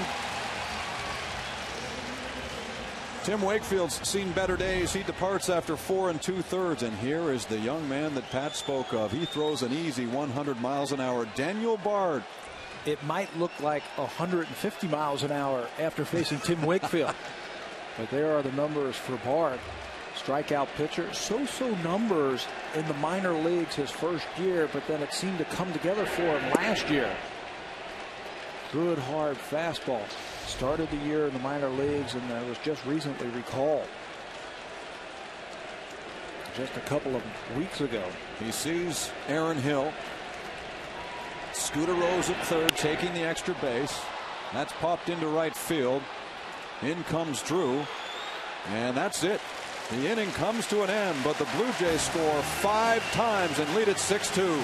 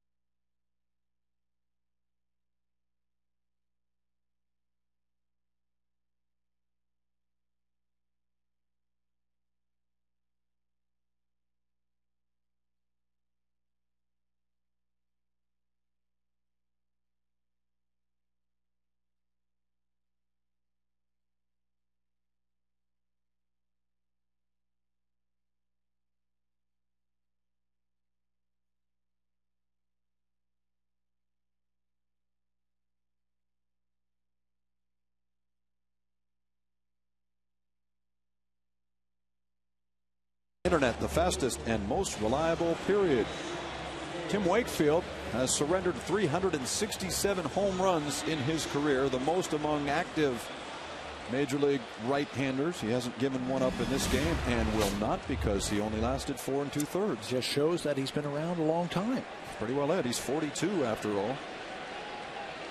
And you know, one of the reasons why he's had a good year is that he's received a ton of run support from the Boston Red Sox, well over 8 runs per game, but they've managed just 2 tonight against Casey Jansen, and Jansen has really pitched a nice game, getting himself in and out of trouble. Yeah, he has made the pitch when he has had to. He has gotten the double play. That has been big for him, both in the 3rd inning and the 4th inning. He has done it pretty economically with 75 pitches as we start the 6th. Roland throws out Lowell. 1 gone here. And the kid from Markham, Ontario, comes back to the plate. George Kataris, who was originally developed by the San Diego Padres. His parents are here. His little brother James, who was drafted by the Milwaukee Brewers last year but did not sign, is also in attendance.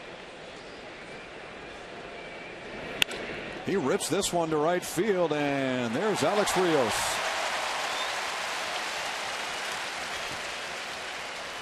When they've hit it hard, they've hit it right at some of the fielder. Lyle Overbay comes to mind on a line drive he caught.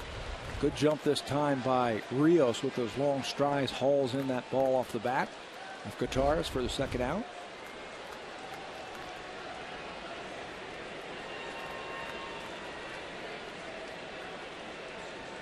just one walk here, excuse me, 2 walks here tonight for Casey Jansen. He has yet to strike out a batter. So pitching to contact, and so far so good. He's given up his share of hits, 9, but he has kept the Red Sox off the board. He was so good in a relief role 2 years ago before surgery ended his season last year. And it's easy to say that he would not be considered for the rotation if Sean Markham was healthy, Dustin McGowan was healthy, if Jesse Litch was around. I think he really impressed and opened some eyes in that 07 year. Well, he came to spring training with the idea of winning a starting spot, but the injury set him back. You're right, he was so good a couple of years ago as a late inning reliever, and I think one of the reasons why was he is able to use all of his pitches. A lot of times when you get to the back end of a game and you're bringing in your 8th inning guy or your 9th inning guy, they become 2-pitch pitchers, and they've got outstanding fastball, or they've got an outstanding split, a trick pick, something like that. Casey was successful because he threw strikes. Here's Lugo picking up a bunt single. Second on the team now in bunt hits. Jacoby Ellsbury leads with 3, and Lugo catches Scott rolling back and dumps it down in front of him for his 2nd bunt hit of the season. Trying to ignite something here in the 6th inning, being down by 4 runs.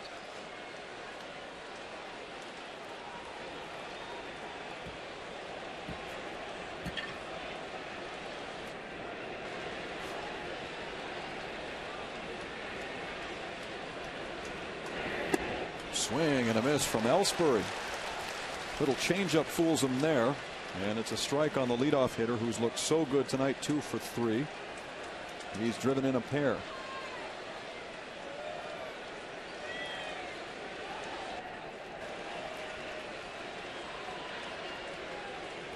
Lugo is a threat to run over at first base. He has had some seasons of 30 stolen bases, but he's not going to get a chance here as Ellsbury grounds out. Bottom of the 6th upcoming. It's Toronto 6 and the Red Sox 2.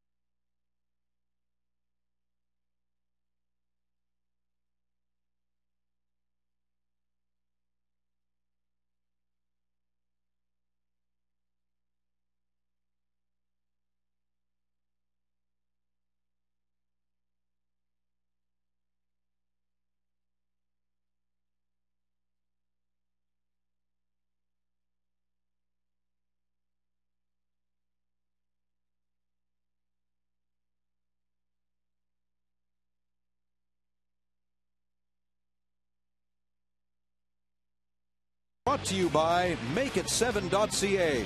Help bring a 7th NHL team to Canada.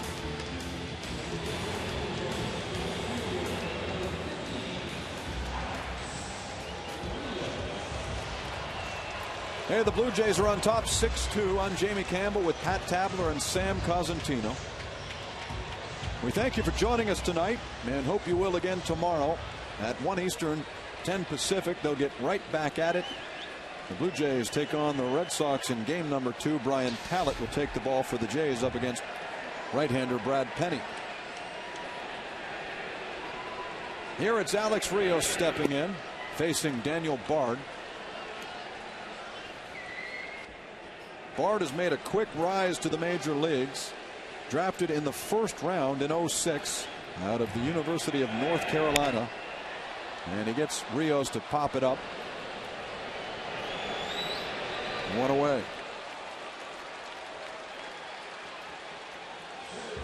It didn't look like it was going to be a quick rise to the minor leagues for Daniel Bard. His first year, very wild.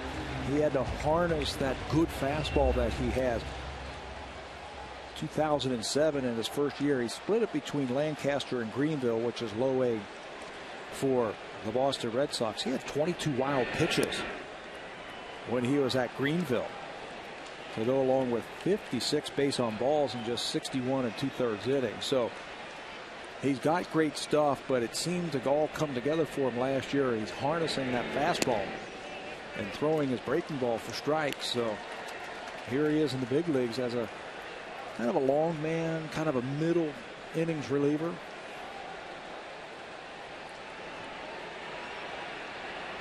Two balls and no strikes to Wells. And now it's 3-0. He was ranked by Baseball America as Boston's number 3 prospect. We've got a first baseman named Lars Anderson at the top of that list. And there's the fastball off the plate. Ball 4. And you know, I got a chance to watch his major league debut in Anaheim when he struck out Mike Napoli by logging on to MLB.tv. What a gift that is. And you can too. Sign up for it now. You can watch every out-of-market game, about 100 per week, on your computer at home by signing up for MLB.tv. For more information, just go to BlueJays.com.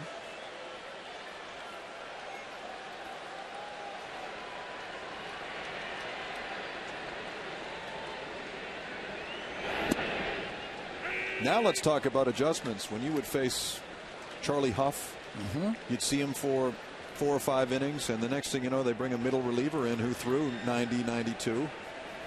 How did you readjust? They pinch hit for them.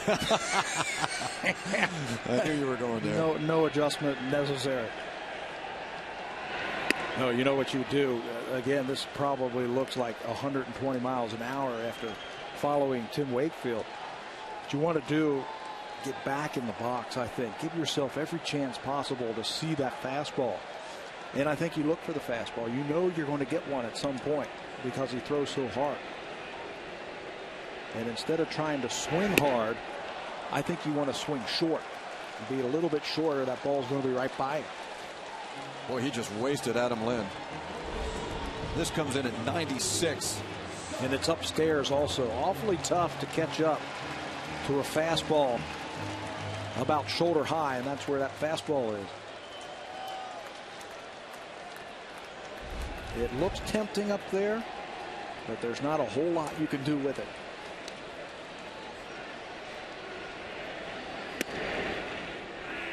Does it really mess with your swing to face a knuckleballer?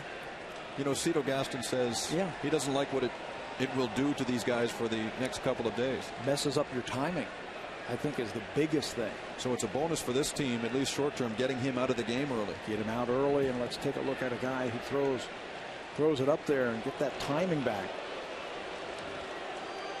Rollins had himself a night, 2 doubles. He's driven in a pair.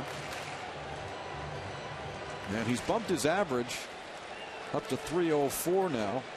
He came in hitting 297.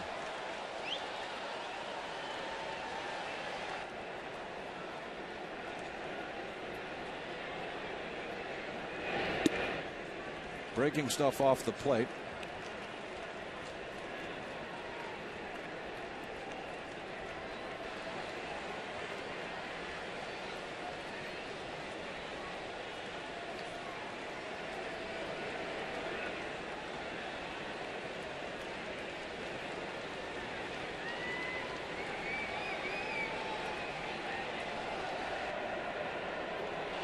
Bard's waiting out Wells. Blows it past Roland. 1-2.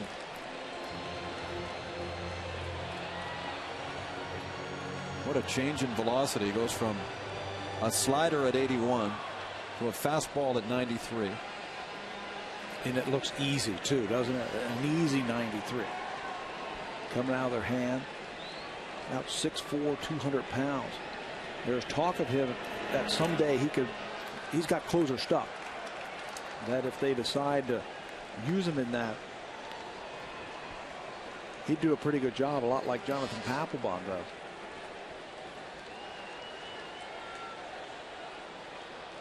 This is a good way to break in a young pitcher, I think. You put him in situations where there's not a lot of pressure. You can kind of have him face the guys you want to face right in the middle of the game right here. And you can kind of break him into the big leagues nice and easy.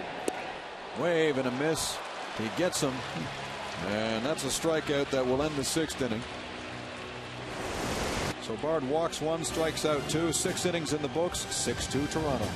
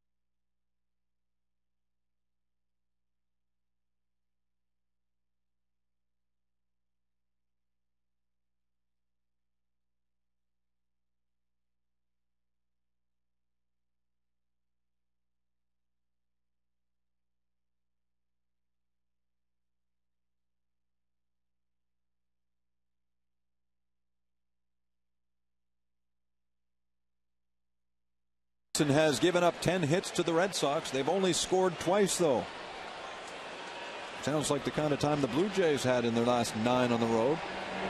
Lots of hits, very few runs.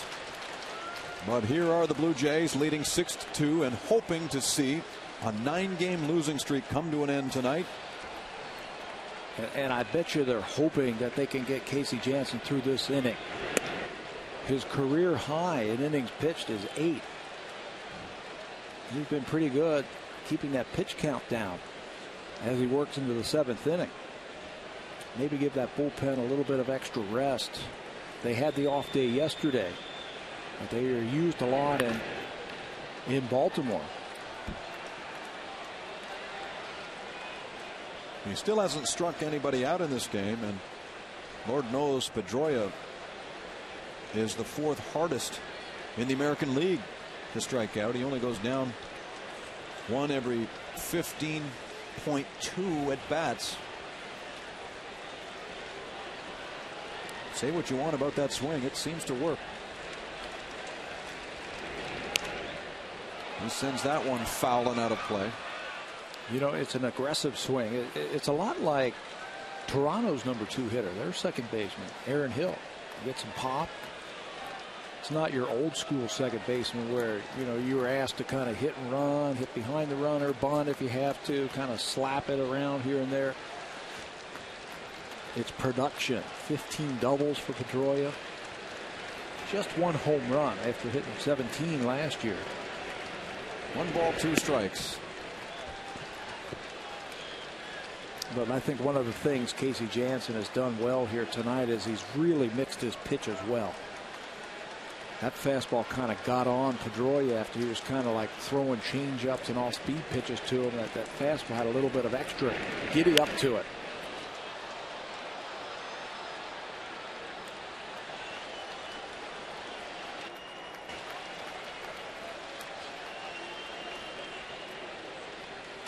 Dustin beat out Justin Morneau for the MVP last year. His teammate Kevin Youkilis came third in voting. 2-2.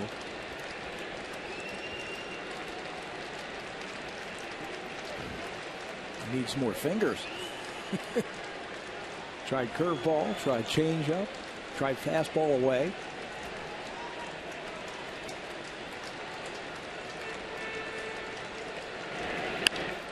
That's grounded to third. And rolling goes out Pedroia.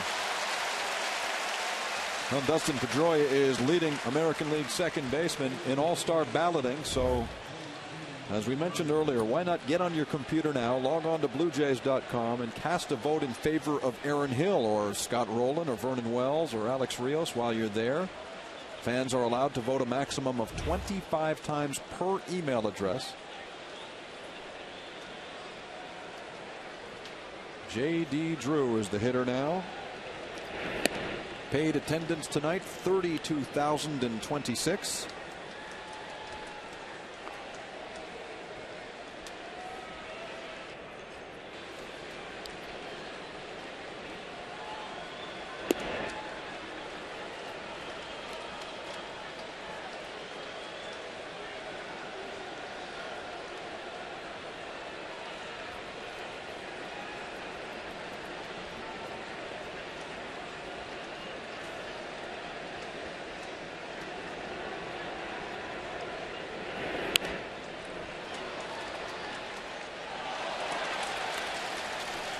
He has cut that ball on the hands of Drew tonight nicely, hasn't he? That 2-0 pitch right there, right in over the hand. Pitching to contact, mixing it up, changing speeds, pitching in and out, up and down. Yeah, he's given up the hits, but he has pitched out of trouble. He's left 8 runners on base through 6 innings.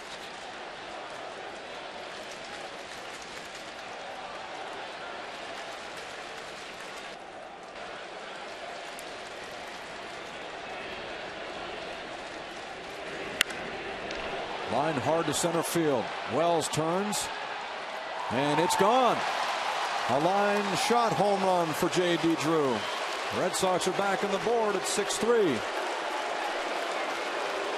7th home run of the year for J.D. Drew. Did you think he got all of that when it left the bat? No, the flight of the ball looked like it was going to be a liner off the wall. Yeah, looked like extra bases, but it just seemed to keep carrying out in left center field.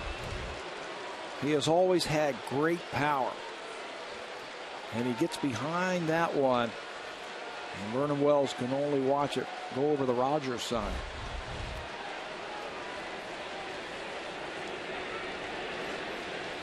That brings Kevin Youkilis back up. He looks at a breaking ball for strike 1.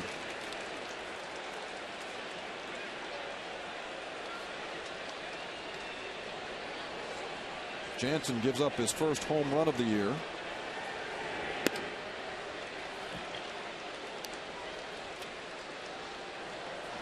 And so Brandon Lee starts to throw in the bullpen.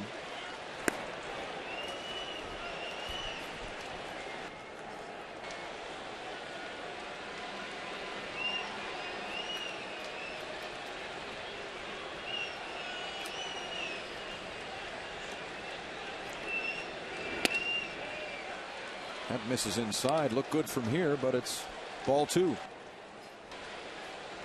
2-1 on Youkilis. Where does this cross the plate? You'll be able to tell from this shot right here. You can see it hits the white line of the batter's box, so it was inside. Good call by the home plate umpire.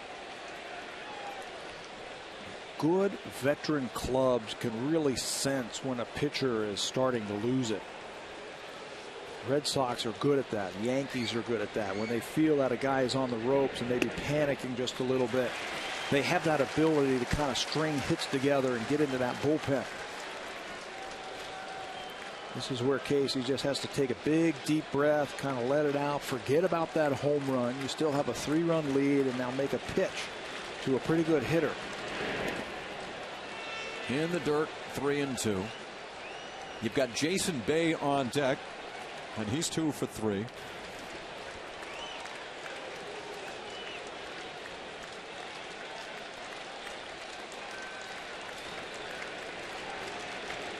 Jansen fiddles with the baseball in his glove. Sets for the 3-2. Here it comes. Swung on and missed, and he got him. Really pulled the string to get his first strikeout of the night.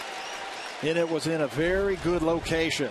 Watch this one. It's about 84 miles an hour. And it throws off the timing of Kevin Youkilis. You talked about his good eye earlier. You can see he's a little bit off balance because of the pitch, a little bit out in front. Good location. Good pitch there to get a good hitter. Ball one to Bay.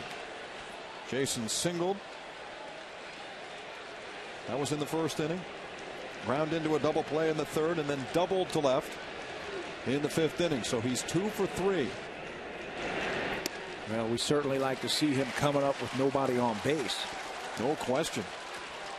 The other day he hit a solo home run in Minnesota that ended a string of 11 consecutive home runs with men on.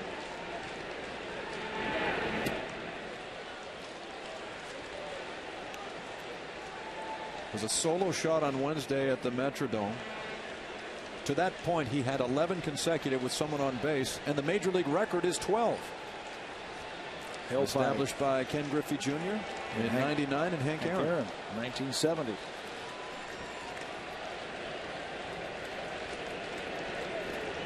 One of the reasons why he's got a team leading 48 RBIs.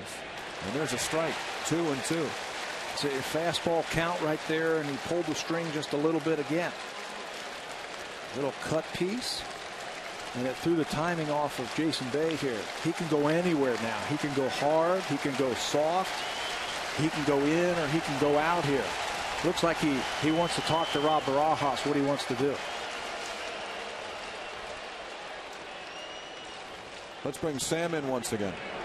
Well, Jamie, you see Brandon League resting now after getting loose in the bullpen. Cito Gaston said before the game one guy he wanted to protect was Jesse Carlton. Felt maybe he was being overused, and as a result of that, you should see a little bit more of Brandon League, a little bit more of Jason Frazier, especially over the course of this homestand. We shall see. Jansen has some work to do here against Bay. Pitch on the way, and it's golf foul.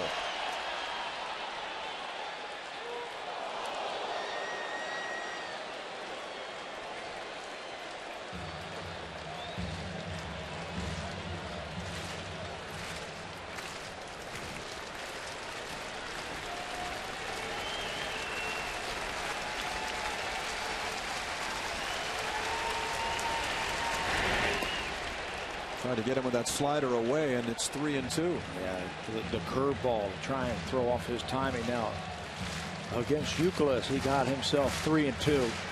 Took a little something off and got him with a strikeout. Let's see where they go here.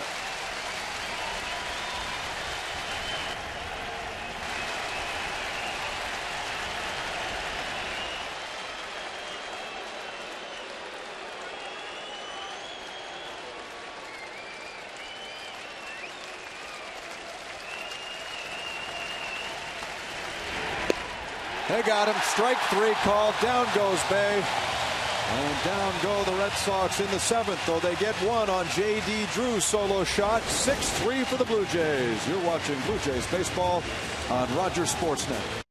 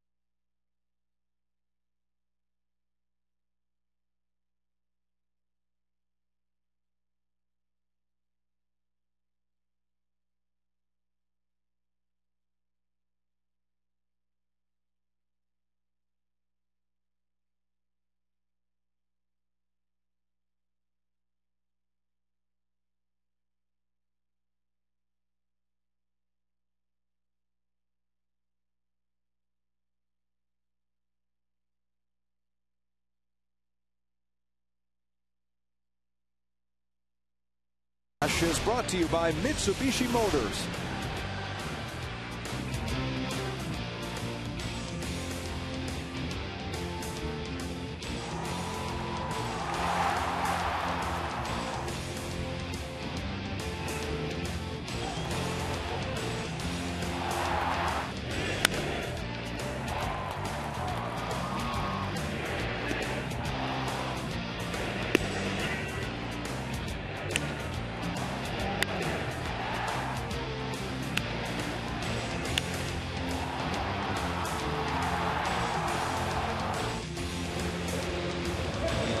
One big inning for the Blue Jays against Tim Wakefield has given them a 6-3 advantage. Let's see if they can make it stick. Yeah, see if they can make it stand up. A couple more kicks at the can for the Boston Red Sox. Casey Jansen, 110 pitches to get through 7 innings. A good job. Blue Jays looking to tack on a few here. You'll see the bottom 3 in their order. There's Kevin Millar, who has walked twice and scored once. He also struck out. Overbay and Barajas will face Daniel Bard as well. There's a cut on and miss, 1-1. Bard running that up at 96 miles an hour. He was born and raised in Houston, Texas. Played collegiately for the University of North Carolina.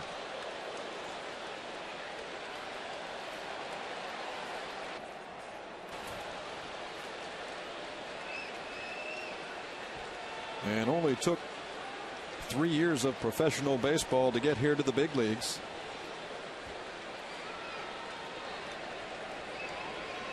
One and 2 on Millar. There's that breaking ball. Boy, is that nasty. Millar strikes out for the second time. It's tight and it's quick and it's late breaking. And when you have not faced a pitcher before, you see how Millar gives on that breaking ball. And you're just praying that the umpire misses it. But that one is right there. 3 strikeouts in a row now for Daniel Bard.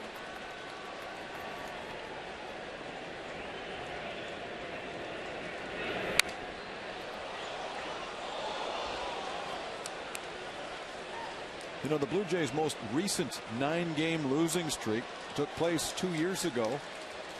It was the month of May 2007, and it finally came to an end on the 11th of May when, of all people, backup catcher Jason Phillips hit a 2-run double against Scott Kazmir of the Tampa Bay Rays, then the Devil Rays.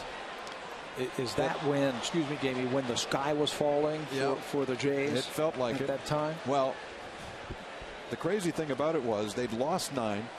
They had just been swept by the Boston Red Sox.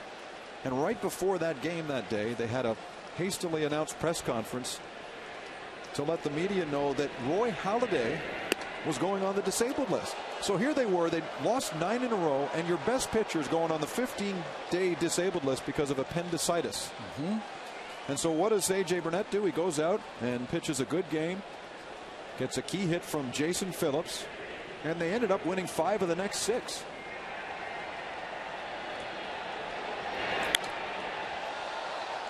It just takes one, doesn't it?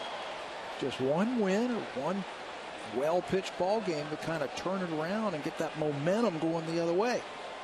And if you're going to turn it around, there's no better team to do it again than the team that's ahead of you in the standings. But there's still a ways to go here.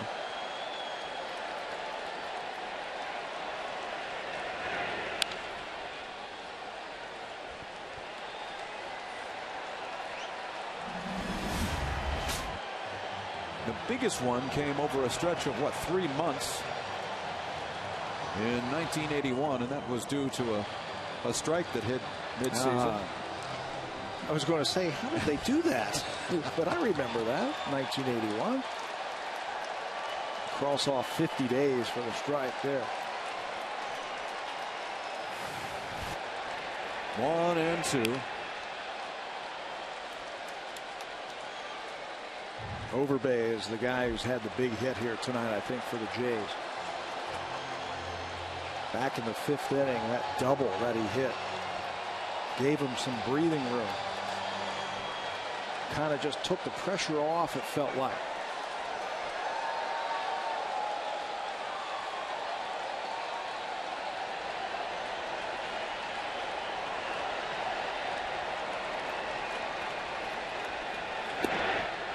There's the strikeout pitch.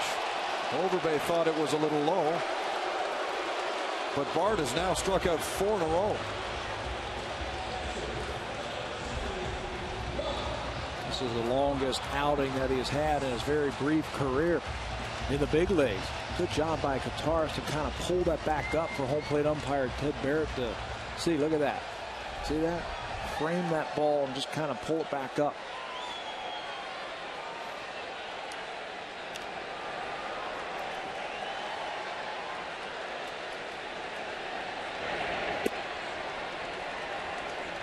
There's Barajas.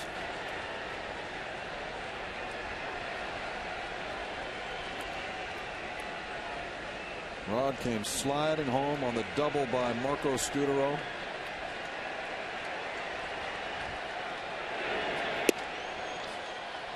And didn't get up very quickly, too, once he touched home plate. We have a shot of that from the high home. That's a great shot.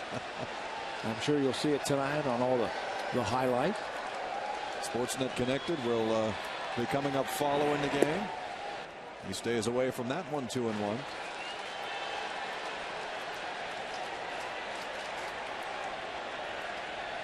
Well, the best reaction was watching Vernon Wells and Gene Tennis killing themselves in the dugout. Here comes Bard with the heater, and Nick Leyva does well to get down and out of the way. Out in right field in the bullpen. There's the right-hander picked up in the offseason, Takashi Saito. And you know, while the Yankees went out and signed all those big-time free agents like Teixeira and A.J. Burnett, the Red Sox didn't make waves, but they signed a couple of players. Got Saito as Barajas strikes out, and Daniel Bard strikes out the side. Well, Jansen's done. Here comes Brandon Lee.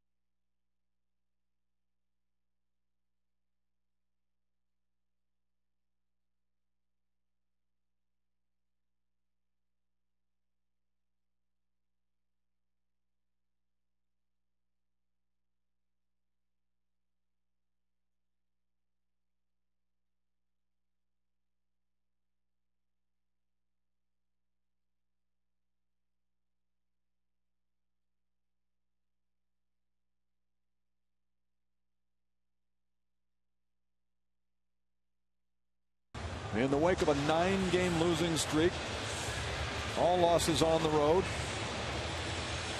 and Casey Jansen pitches a very good game in the return at a critical time, too, going 7 innings. He is replaced by Brandon Lee.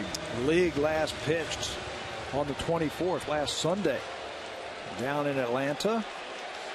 And in that game, an inning, gave up a couple of hits and an earned run. Now inserted here in the 8th inning to get the bottom part of the order of the Red Sox. League has thrown very hard. We were talking about right-handed and left-handed as Ortiz pops that ball to left field. Adam Lynn coming in and makes the play. Well, we talked about this at the outset. The team had lost 9 in a row. They were facing Tim Wakefield, a man who confounded them at the opening of that losing streak. They needed a good effort from Casey Janssen, and they got one. Yeah, they certainly did. He was in and out of trouble. You see the 11 base hits. Had a couple of walks. His last 2 strikeouts, or his 2 strikeouts were the last 2 batters he faced. So that's got to make Casey feel good as he heads into the locker room to watch this one unfold here. So it seemed like he was getting a little bit stronger. He kind of got his footing early in the ball game and then got his team into a position to win the game. So a good outing from Casey Janssen. Let's see if Brandon League and the rest of the bullpen can hold it. Mike Lowell looks at a strike, 1-1. And when League is at his best, that's where he's locating the baseball. Yeah, he's got that good tailing action to his fastball. It's late and it's hard. He'll throw a little bit of a breaking ball, something that he wanted to work on at spring training to give the hitter something else to think about. And then when he gets to 2 strikes, he can drop that splitter like he did right there, and Lowell swings right over the top of it. Watch how this one goes down. Nice pitch. If he could control that consistently and have 3 pitches, wow, he could be dynamite. Goes to the splitter again and gets the strikeout of Lowell.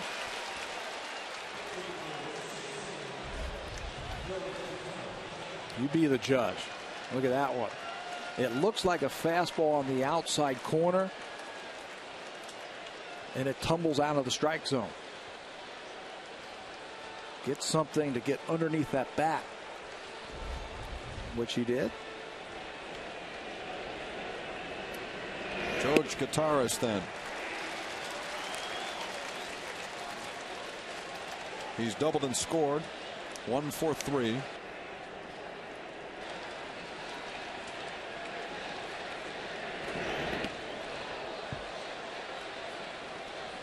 George played his amateur ball with the Etobicoke Canadians, a teammate with Cincinnati Reds first baseman Joey Votto. Good to see Joey back in the Reds lineup and hitting well. They love him in Cincinnati now. I bet you live there. Yeah.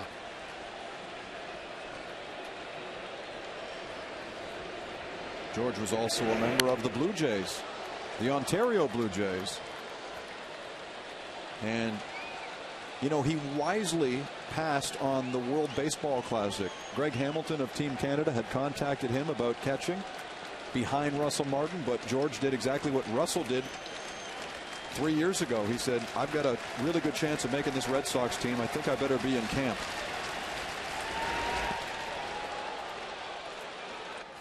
Having trouble throwing the splitter to the left-hander, holding on to it just a little bit too long. He bounced a couple of them there to Gataris. Good time here to throw something backdoor to him. You can sink that fastball, or if you can backdoor a slider here, something away, because everything has been inside to him. Watch Barajas. Grounded to Overbet. He'll take it himself. And Brandon Lee comes in the 8th inning and gets a 1-2-3 in support of Casey Janssen. Let's go to the studio and get an update from Sean McCormick.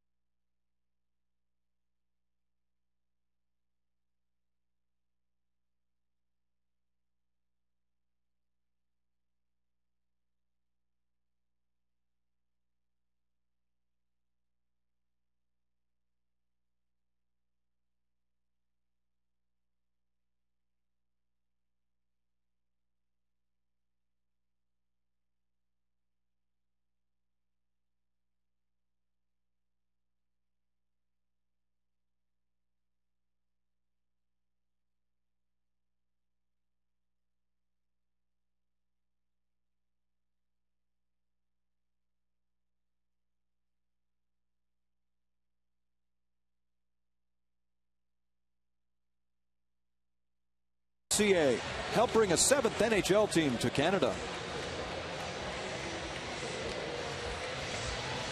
Boy, wasn't Daniel Bard impressive? 2 1/3, didn't give up a hit, walked only 1, and struck out 5 consecutive batters. He'll leave, and here comes Takashi Saito, who signed as a free agent in the offseason with the Red Sox. Yeah, you kind of touched on that, how they're kind of under the radar signings, but they have been good signings. It looks like they're trying to get as many closers or former closers as possible to put into that bullpen. Here's one of them, Saito. Great numbers for him this year. A couple of years ago, back in 2006, he saved 24 games for the Los Angeles Dodgers. The next year, he followed that up with 39 saves. And then in 2008, he was on his way to a good season before spraining his elbow in July. Lost his closer's job, signed by Boston, and now he's one of those setup guys in front of Jonathan Papelbon. Marco Scutaro is up, and he's 2 for 4. He struck out in the first inning, flied out to right field in the second, singled to right in the fourth, and then doubled and took the extra base in the 5th inning. And that chased Tim Wakefield. The Red Sox in the offseason also went out and traded Coco Crisp to the Kansas City Royals and got Ramon Ramirez, who last year with Kansas City was an underrated but very effective reliever. So they really added to their bullpen. You might want to throw in John Smoltz in that equation also, although he's not with the big league club. He has had a history of being a pretty decent reliever himself. And it's strange not to see Mike Timlin in the big leagues for the first time since 1927 either. 1927. I mean, your old teammate's been around so long. Yeah, since 91. Yeah. That's one of the things that the Boston Red Sox wanted to do, was reinforce that bullpen.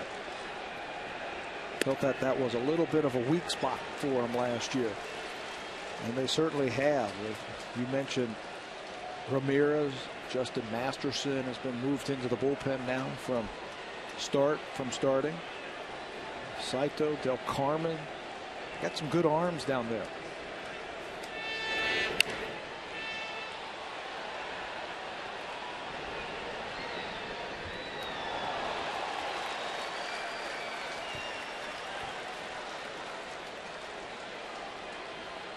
You talk about timing a lot, Pat.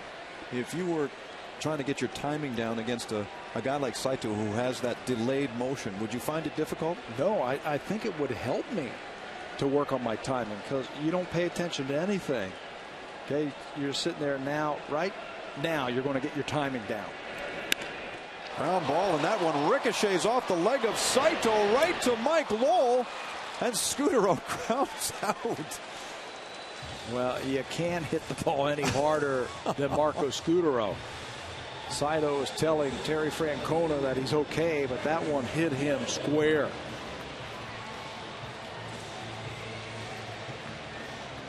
I don't know why he's covering his mouth to talk to the trainer. This ball hit hard right off. It looked like the back heel of that plant foot, and it ricochets right to Mike Lowell. You can tell here, watch. I think it's the plant foot. Yep. He turns and hits him right off the heel. So mark that down as a 1-5-3.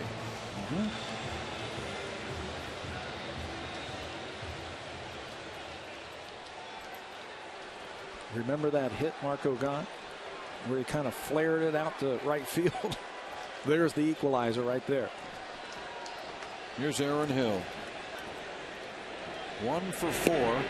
1 year to the day that his season came to an end after he suffered a concussion in Oakland. It was May the 29th of 2008 when Hill collided with David Eckstein at the Coliseum and did not play the rest of the season.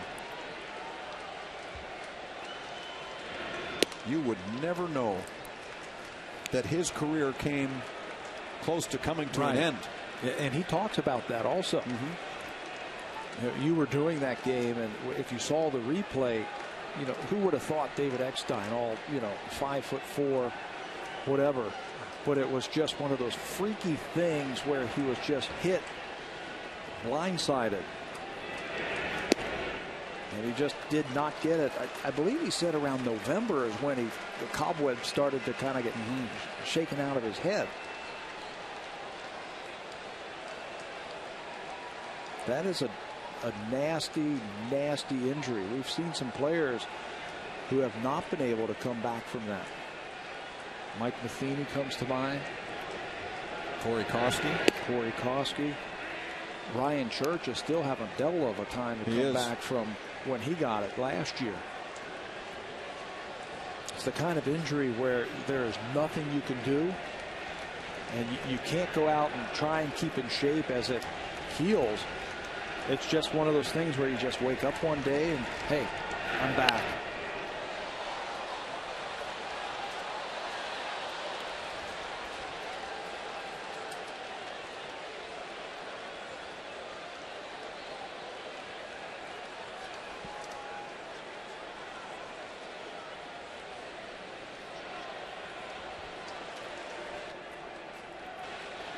Ted Barrett's going to go out here.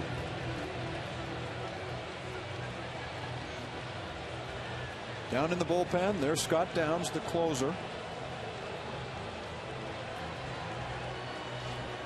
He gets ready to go while B.J. Ryan talks with Bruce Walton.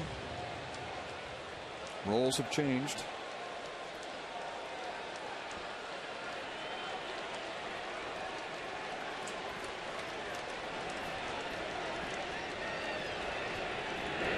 Two pitch grounded right back to Saito. He stabs it, walks it over to Youkilis. 2 gone. So Sportsnet Connected is coming up after the ball game. Sean McCormick and Martine Guyard will be your hosts. The Stanley Cup begins tomorrow. Pittsburgh and Detroit once again. Went on the baseball beat so long I had to think about that. And there are 4 teams remaining in the NBA playoffs, including the Lakers and Nuggets. LeBron and the boys from Cleveland held off elimination last night.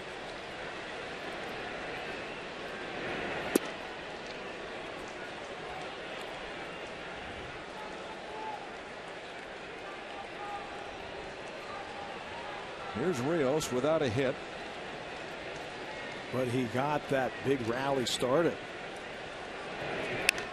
by getting hit in the backside from Tim Wakefield. You know what was impressive about that inning for the Blue Jays is they ended up scoring those 5 runs all with 2 outs. That's what was missing on the road trip. Cito was saying that before the game. He said, you know, we're still hitting. We're just not hitting with runners in scoring position or getting those runs, plating them when we get a chance to. Well, in the 5th inning, they were able to do it. All with 2 outs, 5 runs and 4 hits. Once again, let's bring in Sam Cosentino. Well, guys, pretty interesting. Before the inning started, George Gutierrez went out to Takashi Saito and obviously discussing the signage. If you watch Gutierrez give the signs, it's like a bench coach, not the regular signs you see between the legs. Yeah, you'll see that sometimes from Jason Varitek when he's out there. Instead of using the fingers, one's a fastball, two's a curve, they're going to use touches. Certain parts of their body coinciding with certain pitches. So if you touch your face mask, maybe that's a fastball. If I touch my left shoulder, it's a breaking ball. It could be the first place I touch. It could be the last place I touch. He's going to go there, there, there, there, there, and we'll see what that is.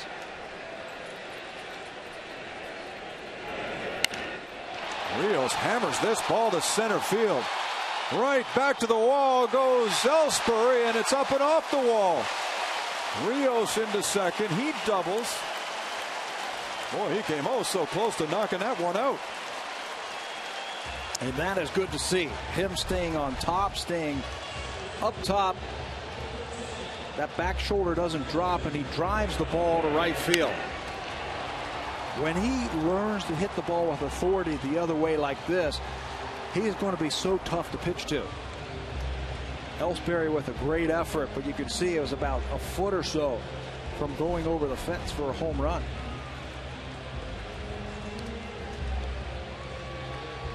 Shows you the kind of power that Alex Rios possesses. I didn't think he hit that ball that well. Or let me rephrase that. I think he can hit it better. No, that was pretty good hit. But we've seen him unload balls like that. It brings up Vernon Wells, the number 4 hitter. Nice to see the Blue Jays are 4 for 10 with runners in scoring position. This kind of situation was a sore point on that 9-game losing streak. Over 9 games, they hit a collective 185 or 15 for 81 when there were runners in scoring position. And it turns out they averaged just 2.6 runs per game. It's a good thing they scored 10 in the last one in Baltimore. It would have been a lot lower. Yeah, it could have been real ugly. They ended up scoring 13 runs in that series at Baltimore. Here they've got 6 against the Red Sox and lead by 3 in the bottom of the 8th inning. Saito dealing with Wells. 2 looks of Rios, and then he comes to the plate. Breaking ball is down. It's 2-1. The 3, 4, and 5 hitters, Rios, Wells, and Lynn, went over the course of 9 games with just 4 runs driven in and a .229 average.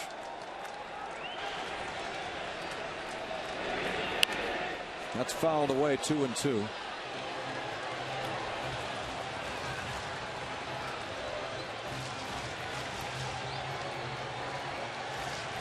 The manager always looks a lot smarter when his 3, 4, and 5 hitters hit, right?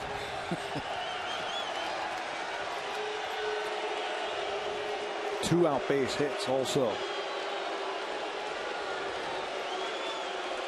make him look good.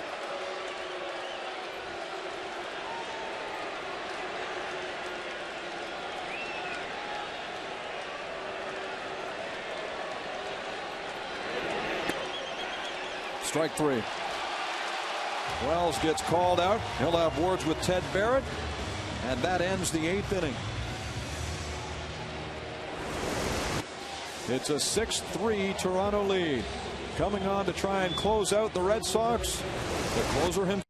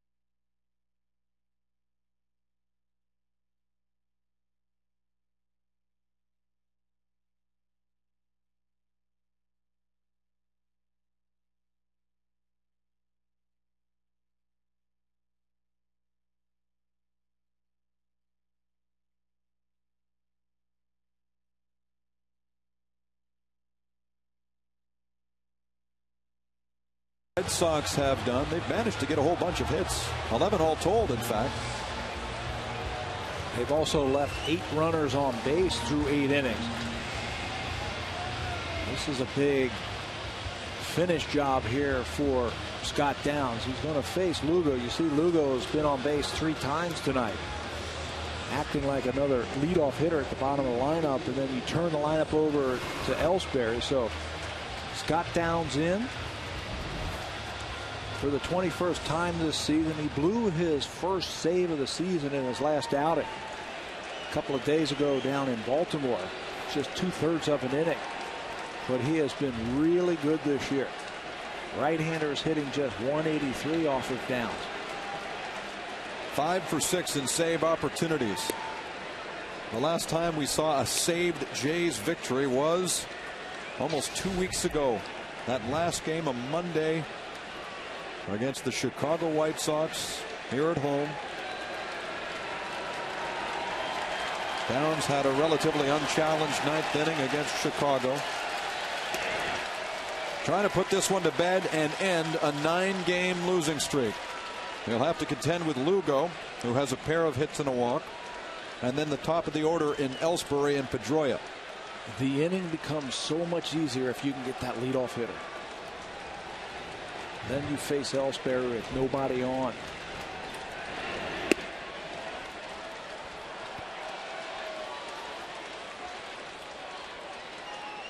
First batter efficiency has been pretty good for Scott Downs. He has retired 15 of the 20 first batters that he has faced. Popped him up. That's into right field. And Rios puts away the first out. So the number 9 hitter is retired. Jacoby Ellsbury comes to the plate. You talked about Scott Downs' impressive numbers against right-handers. Against lefties, not so good. That's a mystery. Lefties hitting 333 off of Downs. And he'll face one here. He's got J.D. Drew. If anybody gets on, a couple of batters from now. Scott Rowland pulled way in at third base to take away the bunt attempt from Jacoby Ellsbury, who leads the team in bunt hits with 3. There's Scott.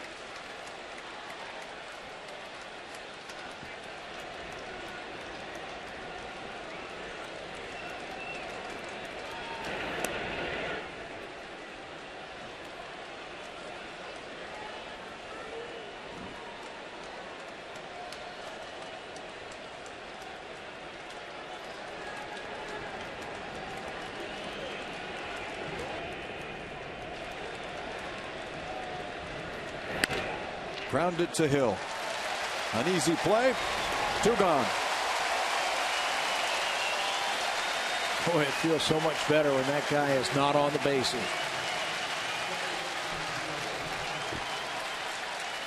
Over 32,000 came to the ballpark tonight to see the Blue Jays return home. Every one of them aware that this team had lost 9 straight games. They are now 1 out away from ending that slide.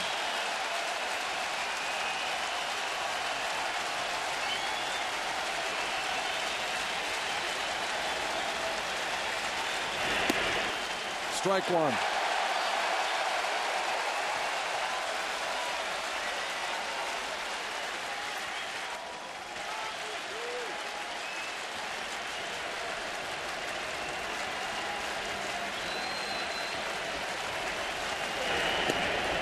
Strike 2. Good backdoor breaking ball there. Pedroia gave up on it. Watch this bender. It hits the glove of Barajas. Barely has to move it.